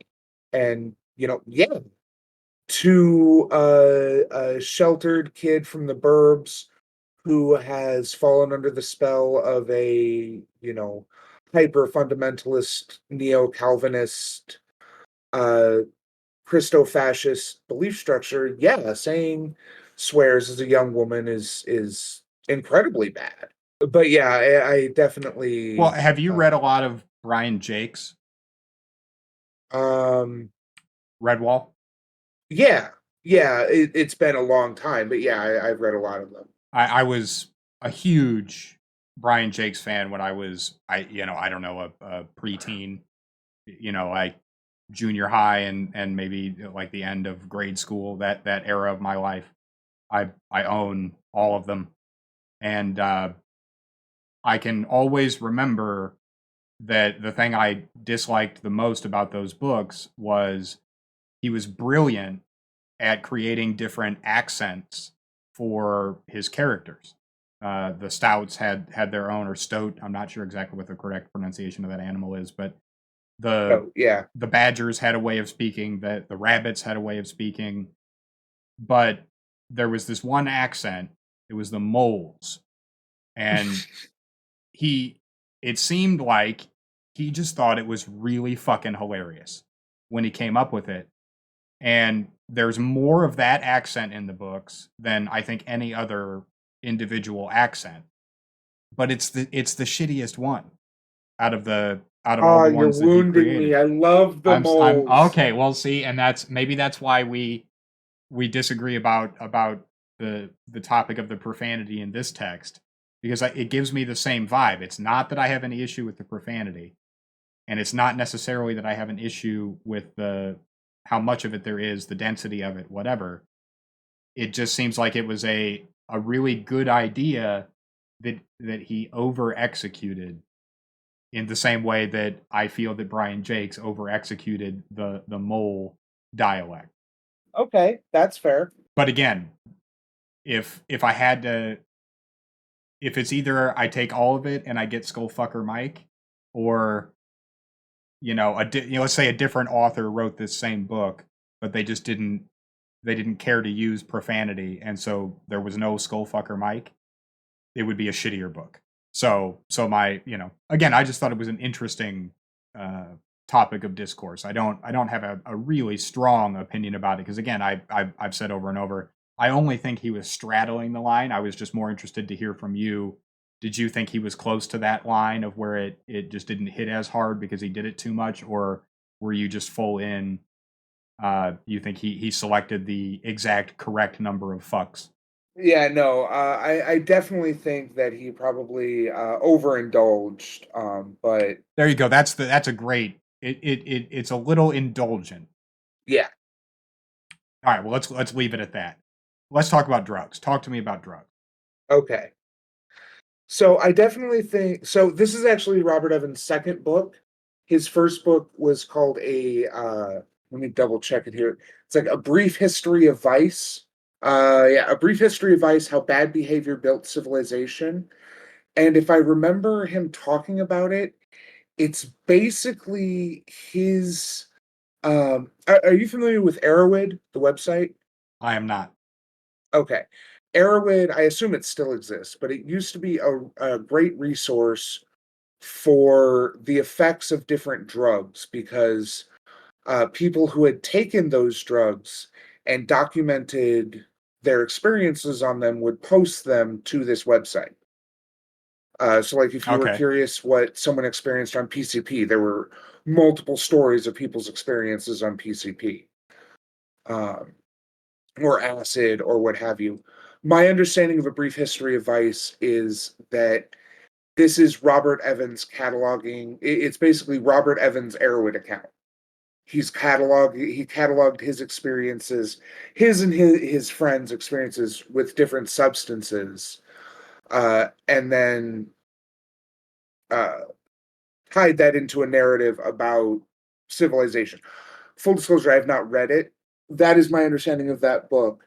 So I don't know how much of the drugs is just Robert Evans having fun. And my impression of him is that the only reason he doesn't do a bunch of drugs now is, in his own words, he did too many when he was younger and and damaged his brain too much.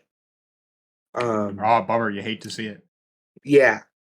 So it feels like he has envisioned a world where science and medicine has come together to create a situation where, if you choose, you can get fucked up on whatever drugs you choose, and there won't be really much of a downside. There's the scene when Skullfucker Mike and Topaz pick up Reggie and Manny, and Mike hands them back the bottle of oxys, and he's like, "Print them out myself. They're pretty strong. Might want to stick to 2 or 3 unless you got a pretty strong narco sweet in your brain meat." And Reggie takes 4, which implies to me, like, it's pretty strongly implied that Reggie likes getting fucked up. Right. He's constantly drinking. He goes all in on the various substances at Rolling Fuck, but he's still a sharp and competent journalist when he's not in Brain Breakers. Um, so it seems to me that the implication is that you can pretty easily and cheaply, even in a war zone, get the kind of modifications that allow you to take the cornucopia of drugs that Manny will wind up indulging in as a member of Rolling Fuck, and that the non-chrome, the non-post-human members of Rolling Fuck can indulge in without risking dying. Because I mean, if you took anywhere close to the cocktail of drugs that people take in this book in real life, you would be dead. Oh, for sure. And I think maybe my favorite moment in the entire book is where they're getting ready for the battle, and it's Roland and I believe Skullfucker Mike, but it might have been Jim. I can't recall. But they just start blasting crack. Yeah, there's a scene. Um, I don't know if it's the one you're thinking of, but there is a scene in the helicopter that Roland airdrops out of onto the Heavenly Kingdom. I think right before they take off, Jim is going over the plan and Roland is having trouble concentrating, so he gives him a crack pipe and they share the crack pipe, and then Roland hits it a couple more times before he drops in.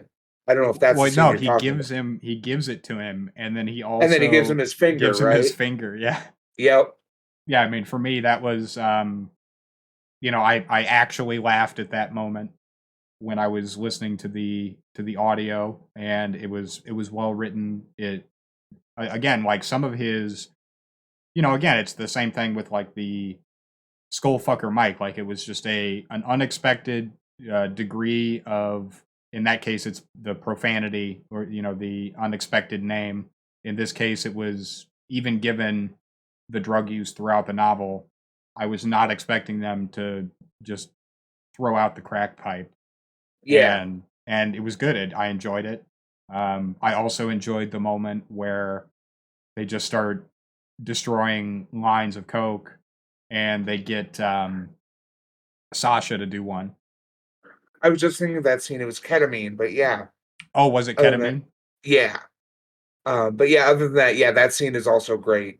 And I think it further strengthens my belief that there's some sort of modification that's just like standard that like all humans get outside of the bananist republics like Florida. Because a 17-year-old girl snorting a line of ketamine like that, even if she throws up right away, she's fucked. Oh yeah. So, and this is definitely one of those times where you would have to go pretty far to convince me that Robert Evans does not understand the effects of drugs, of the drugs he's describing. That definitely leads me to that conclusion. Well, I there's that think moment where what's his face, Roland offers booze to somebody, and he's like, here, drink this. I made it in my gut. yes, it's Sasha. If I remember correctly, it's when he breaks into the house of Miriam. Want a drink? I made it in my gut. Yep. And I mean, Yeah, the throughout the text, there is moments where these post-humans essentially they're just giving drugs to this miner. Booze, ketamine. I don't think she doesn't hit the crack pipe, does she? no, it doesn't really show her. I'm pretty sure the booze as they're leaving the Heavenly Kingdom and the ketamine is the only explicit drug use she's a part of. Yeah, I think it's Uh, just those two times, but both of them are memorable and were yeah, enjoyable parts of the text for sure. yeah. What did you think of the explanation for the post-humans' consistent drug use?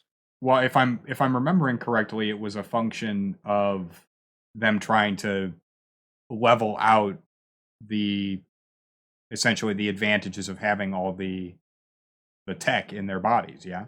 Um, that's one way of putting it. Essentially, my understanding is that it's to quiet the noise because they all have many different senses. And like it was I think it was meant to be a tiny bit of commentary, because these are all people who were literally designed for war, to lesser degrees certainly than Roland.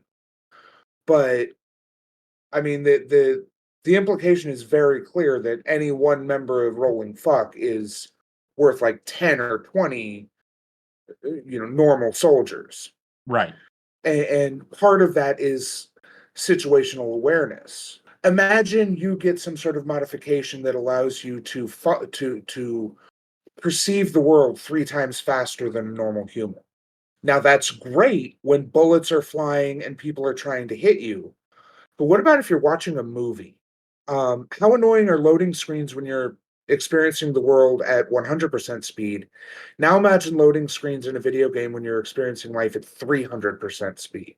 I once I kind of grokked that the reason for the drug use was basically to be like, look, man, we are literal war machines, and in order for us to function in situations that occur the other 99.7% of the time when we're not in a life or death situation, I just need this Oxycontin. I thought if we take if we juxtapose the drug usage and its density throughout the text and the profanity, I would say that they're sort of a piece in terms of they're two things that you would not normally expect to see. I think he nails the drug use. It even though it is very dense, it happens a lot in the text. There's a lot of space that's dedicated to it throughout the text. It hit really well for me, and the moments of humor that were tied to it, I don't think there was a bad joke in the entire narrative. I thought that as you said, the slowing down effect or the coping mechanism that it serves makes perfect sense to me. People without Chrome in our real world that have just experienced war are highly prone to drug addiction and drug use. And Absolutely. and so it would be no surprise to me that that element of war would be hyper exaggerated given the freedom that he allows himself as a writer to, you know, create these post-human war machines. Yeah, I mean, imagine if everyone who came back from Vietnam who was addicted to heroin and whatever other drugs from their time over there, if those drugs didn't have the debilitating effects on them that they had, and that they were more readily available. That's because the idea of the drug addicted veteran is an ancient fucking trope. Well, yeah, So and it's proportional, right? Because the biggest drug user in the text is Roland right, by a huge margin. absolutely. And I mean, he has the most traumatic relationship with violence. I mean, you can make the argument that maybe the survivors of what he's done might have their own type of trauma, but generally speaking, the amount of drugs that are done by a character is proportional to the degree to which they're chromed out and the amount of violence that they are capable of executing. We're kind of circling back to Roland with this slight change of topic because Roland makes a big deal about not killing for the first like 2/3 of the book, but he still shatters lives. And like Robert makes that very explicit. Although I Absolutely. didn't catch until the second reading that Sasha treats the victim, the first checkpoint guards. Like Sasha sees the results of his handiwork, and in her internal monologue says, "Well, these people are going to be in pain and crippled for the rest of their life because of the Holy Kingdom's beliefs." Even though she knew that in the Amfed, within a month or two, they would have been whole and healthy, completely fixed. So I do think it's interesting that Roland seems to be unique, even though it's strange to me that it seems like no one else has the internal battle drugs that Roland does. Like Roland seems he's obviously explicitly unique as part of the Project Orange, but I guess it feels to me like everyone else got a lesser version of the enhanced strength, a lesser version of the speed, a lesser version of the armor, but it doesn't seem like anyone deals with the drugs that make the violence explicitly addictive for Roland. Yeah, no, that 100%, that is one way that Roland is set apart from the rest of the cast. 100%. Because I mean, that definitely explains his reticence for killing, because killing brings the drugs and makes it harder for him to stop. And the whole book is about what happens if he's forced into these situations. And it just seems to me like, why is Roland the only one dealing with that? Why does no one else have these drugs implanted? Or do other people, have those kind of implants, but they're able to resist them? That kind of thing. Well, I Because mean, Roland is he's a cyber psycho, right, and like for example, a moment that did not, I think, hit well for me. If anything, for me, it was actually the low point of the novel. Was the narrative is, you know, pockmarked, as it were, with moments where our characters convince Roland to do violence. And then he explicitly tells them, once I start, it's going to be a problem. And they convince him to engage in this large scale warfare at the end of the novel. And then it's almost like they're surprised when he starts killing all the people. And then there's this moment where they go in and somebody grabs him and stops him, and they're like, "Hey, whoa, what? You're killing people with your bare hands." It was really weird for me. It felt it just didn't seem realistic. Like they not only should they have known that that was going to happen, but he tells them explicitly that that's exactly what's going to happen if they convince him to be a part of this conflict. right. There is the scene in the bar after everybody gets back from the Holy Kingdom, and Roland storms out of the War Council and goes to the bar. And Manny follows him up there and talks to him. And there's a scene where Manny, in his internal monologue, is explicitly saying he recognized this as a familiar situation. He had a rapport with the target, or with the subject. He just needed to apply pressure in the right ways to get what he wanted. And he realized this. He's like, no, I can't do this to Roland. I mean, he explicitly acknowledges Roland saying, if he does this, he's not going to, he may not be able to stop. And right before he's going to say something about not convincing him, and try to not convince him, Roland agrees to do it. Right. Now, it is heavily implied that Roland is kind of a mind reader because of his ability to read people's hormones and emotions. I agree. So essentially, Roland might have sensed that Manny had realized that this is a familiar situation. I can easily apply the pressure. No, I'm not going to do that to my friend. He has said he doesn't want to do it. It sucks, but that is his decision. So it's entirely possible, that Roland sensed that he had made that decision and decided that. I mean, we can kind of go in circles about this because there's nothing. Because I could also argue that he realized that he had come to that decision and that Manny was going to apply those skills, that he was going to start pressuring him and using those tactics that he knew Manny was good at. So that there is a possibility that he thought Manny was going to try to do that and he decided to skip it, or since Manny had realized what he was doing, had decided not to do it, and because of that decides to help him. Like you can really make an argument for either way, because despite his power, Roland isn't omniscient. He's wrong about things. He misinterprets emotions. His disconnection to normal humans is very obvious, very strong.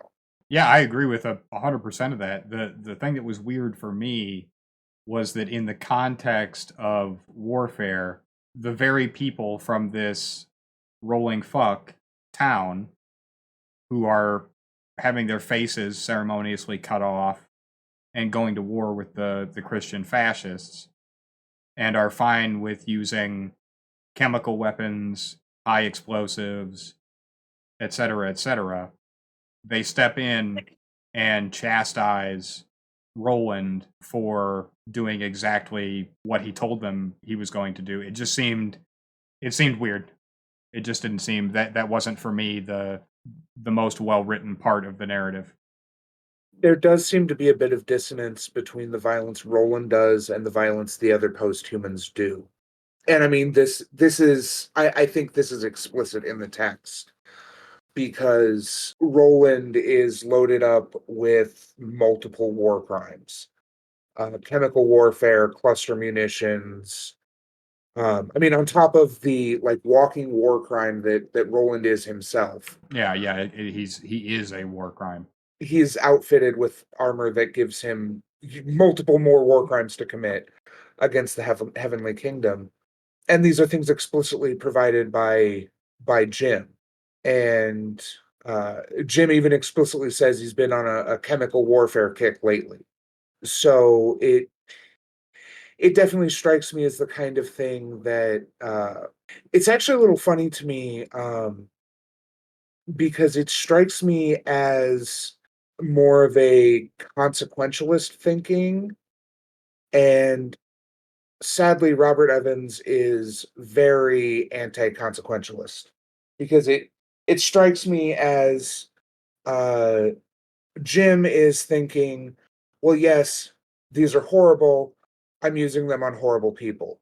I guess what I'm saying is that it feels like the kind of thinking of Robert's view of consequentialists, I guess is more my way of saying it. I mean, I can buy that. Because obviously there's no that the strong implication is that there's no real NATO or other or Interpol or anything that is going to try to prosecute anyone in Texas or perhaps the whole United States. Like it is a little weird. We've talked about how uh, the U.S. seems to exist in this weird isolationist bubble that somehow didn't impact the rest of the world when it collapsed. As a consequence, it doesn't seem like there's much in the way of like a United Nations or anything trying to restore peace in the United States. Like it is a little bit of a problem, I think.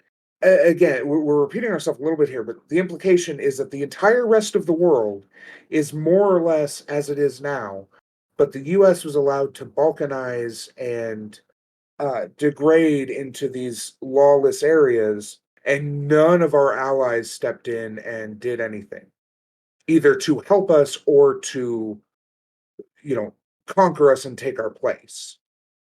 And that just feels a little unreasonable, and a little almost wishful thinking, but like short-sighted.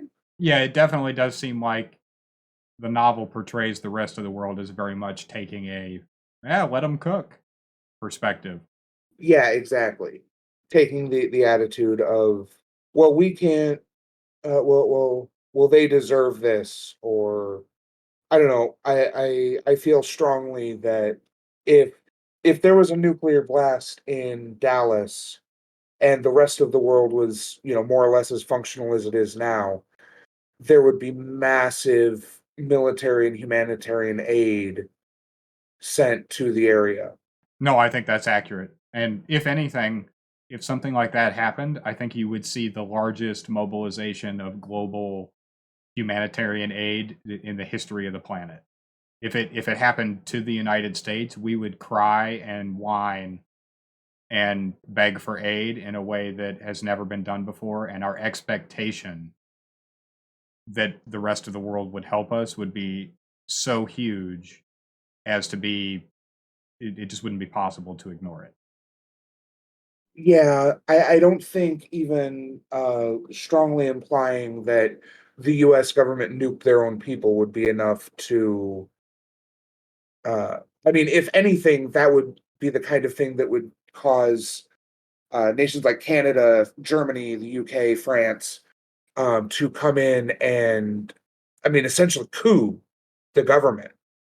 Um, whether they'd be able to, that would all depend on how the military falls. Whether they side with the U.S. government or they're like, "Nah, you fucking nuked us, bro.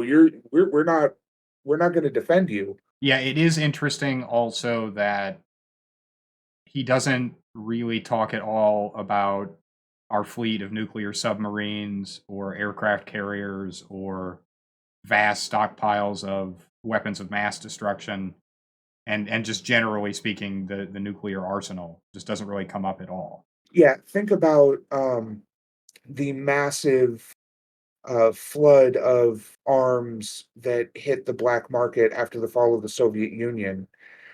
And now imagine what happens when the US collapses and our arsenal.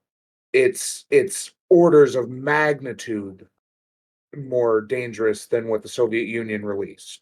Yeah, absolutely. So you that And I mean, that's just on conventional shit, completely ignoring the nuclear stockpile. yeah, well, and I mean, as we're seeing, as we speak, there's issues with that nuclear power plant in Ukraine, and we have a lot of active nuclear power plants in the United States, and that would be a huge part of any large scale United States civil war, especially if it got to the point where it's breaking into smaller territories. And I mean, maybe he just hand waved it away, but I mean, as we've kind of been pointing out throughout this podcast, I think a lot more could have been done to make the concept of the revolution believable, but it would probably have infringed on his ability to tell the story as it's written the way that he wanted to. And so we kind of have to make the choice. Is the story, given that it is part comedy, part, just entertainment value, this isn't like a hard, ideological narrative in the sense that some other works are. Yeah, I would have liked to have seen the revolution itself fleshed out more and gotten more information about its ramifications for, globalism and the dispersion of the American weapons arsenal. And particularly, I would have been interested to know what would have happened with Mexico and Canada, and that stuff just isn't in the narrative, and so we're kind of left, just wanting. Yeah, this is very much a story about Texas Right. after the revolution. I'm hoping that the sequel will expand that out to a greater scope. I've heard that he wants to go to the King of Albuquerque, who is mentioned in the story.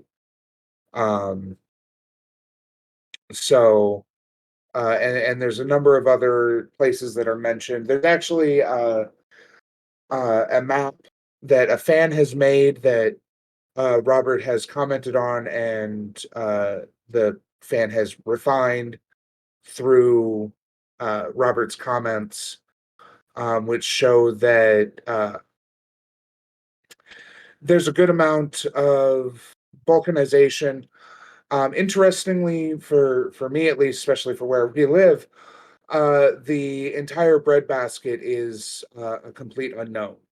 Ostensibly, the American Federation goes up to the Mississippi River in Illinois. At least that's the western border, and then the United Christian States have the southeast United States to basically about the Mississippi River. I mean, the Mississippi River is a pretty natural boundary that a lot of that makes sense that it serves as like a western boundary in on the map, but it does leave good chunks of what is now like Minnesota, Iowa, Kansas, Arkansas, Missouri, Nebraska. These massive food production areas that are total unknowns.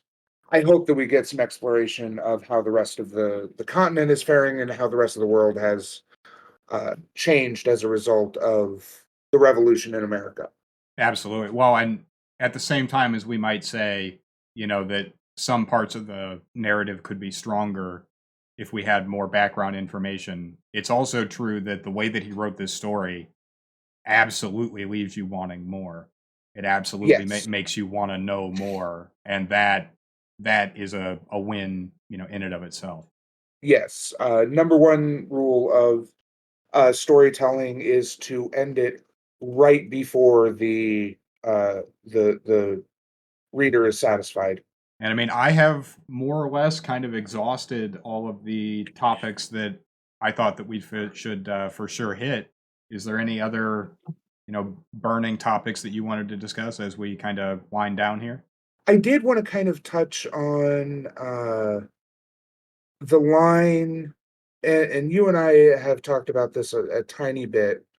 Near the end of the book, Thule's line.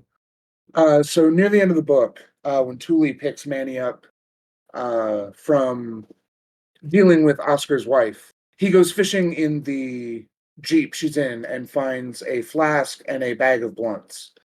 And he asks her if she's got a light. What kind of fucking question is that? Of course I got a light. You're learning, Thule told him as she took a sharp turn right onto South Congress Avenue. Learning what? Learning the world's too fucked to take on with a clear head. When I first came to Rolling Fuck, she started, I didn't get why everyone was so damn wasted all the time. I've been an activist back in Albuquerque, you know. I thought having a clear head would help me fight. She laughed, took a deep gulp of liquor, and then continued. It turned out my clear head and my hard work didn't stop home from going to shit. After a couple of weeks with Marigold, Topaz, and Mike, I realized something. What? The world's going to be more or less exactly as fucked up no matter how serious I take it. So I might as well enjoy the shit show. And you describe that as a little fatalistic, which I don't disagree. I think that is definitely fatalistic. I just wonder, I, that feels to me like something of a thesis statement of the. And it's possible I'm applying too much importance to it, but it feels like sort of a there's a reason why it's here near the end of the book. I mean, it certainly feels like a summation of the attitude of the author as expressed by the characters and the events of the narrative. I mean, I would say you wouldn't be out of line if you said that that's the overarching philosophy of the text. Yeah, I just don't agree with it. that's fair. Because I mean, it is true that an individual almost never can just of their own individual actions make of the world the thing that they would imagine it to be. I think the the way that he expresses the philosophy in that line is the polar opposite of the you have like the narcissist on the one side that would say something like, I whatever I do is going to change the world, and by the time I die, the world will be the utopia that I imagine because of my individual actions. I think that guy is crazy. I also think that there's something equally disturbing and dysfunctional about the individual that would fully embrace the ideology that nothing I do really matters, and so I'm just going to revel in the destruction and the suffering that's around me. It also sort of I hate to use the phrase, but it smells a little privilegey to me to be able to say I'm just going to enjoy the shit show. Yeah, I was just thinking, because like rolling, It's a very like white person thing to say. yeah, rolling fuck strikes me as not really an activist space. I mean, obviously they're kind of this roving mercenary band with some ideological principles, with some very strong ideological principles. Yes, they are serving as an example of a kind of anarchistic living, but not a great one because their kind of living really can only exist because of their post human nature.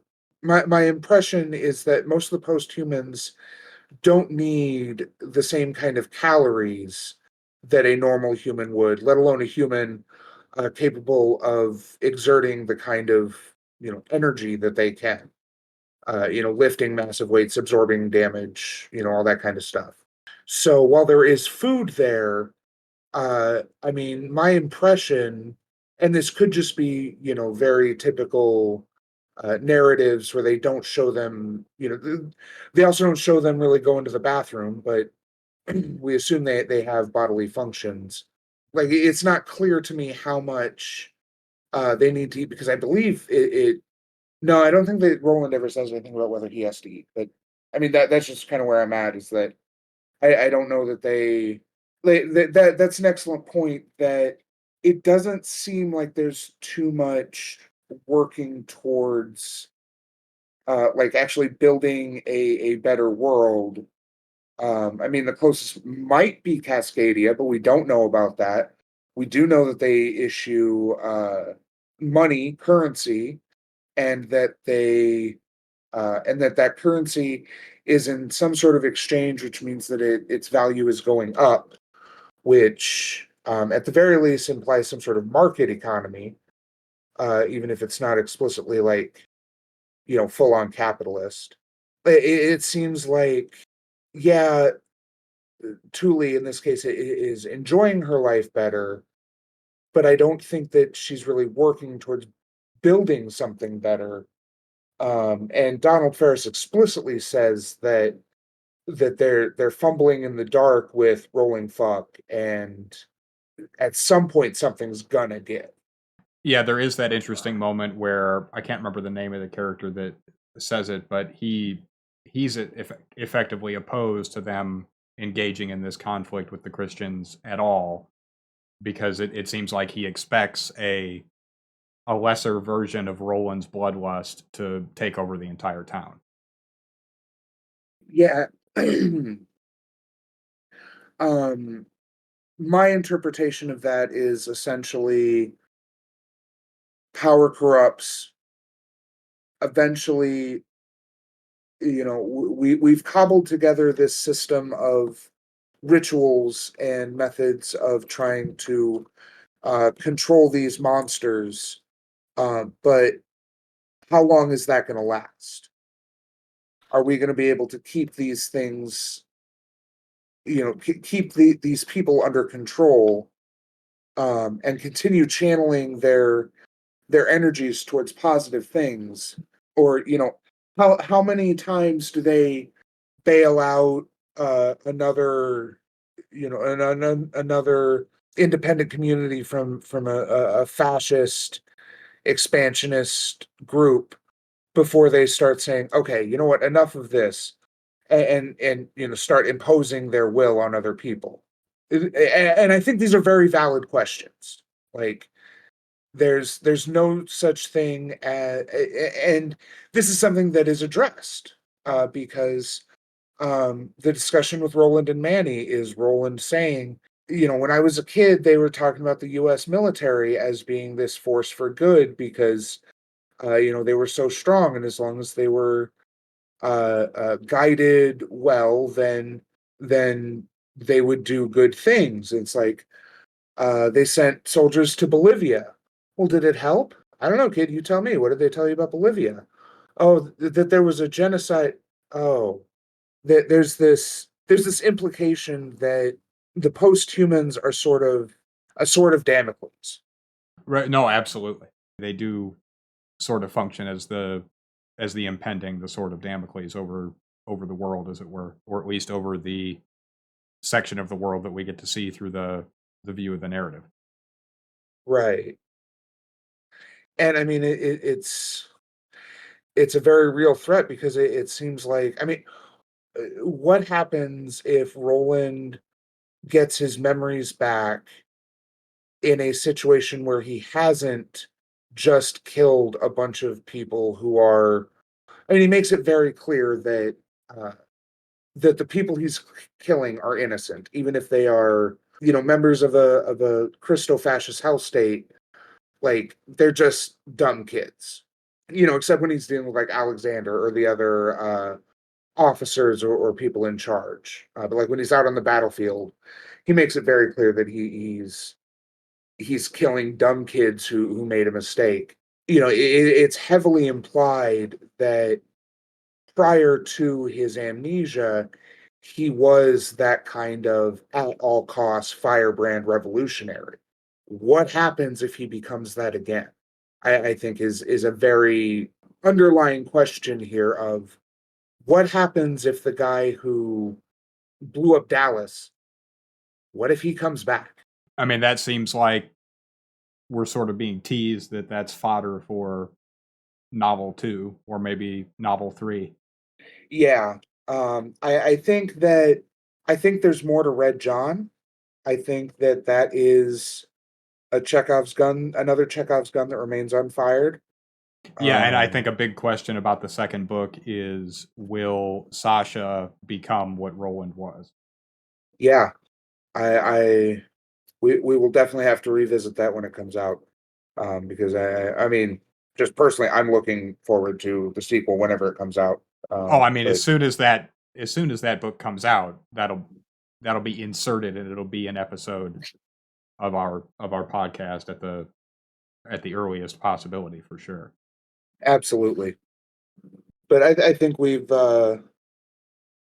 said all we had to say about this book at this point.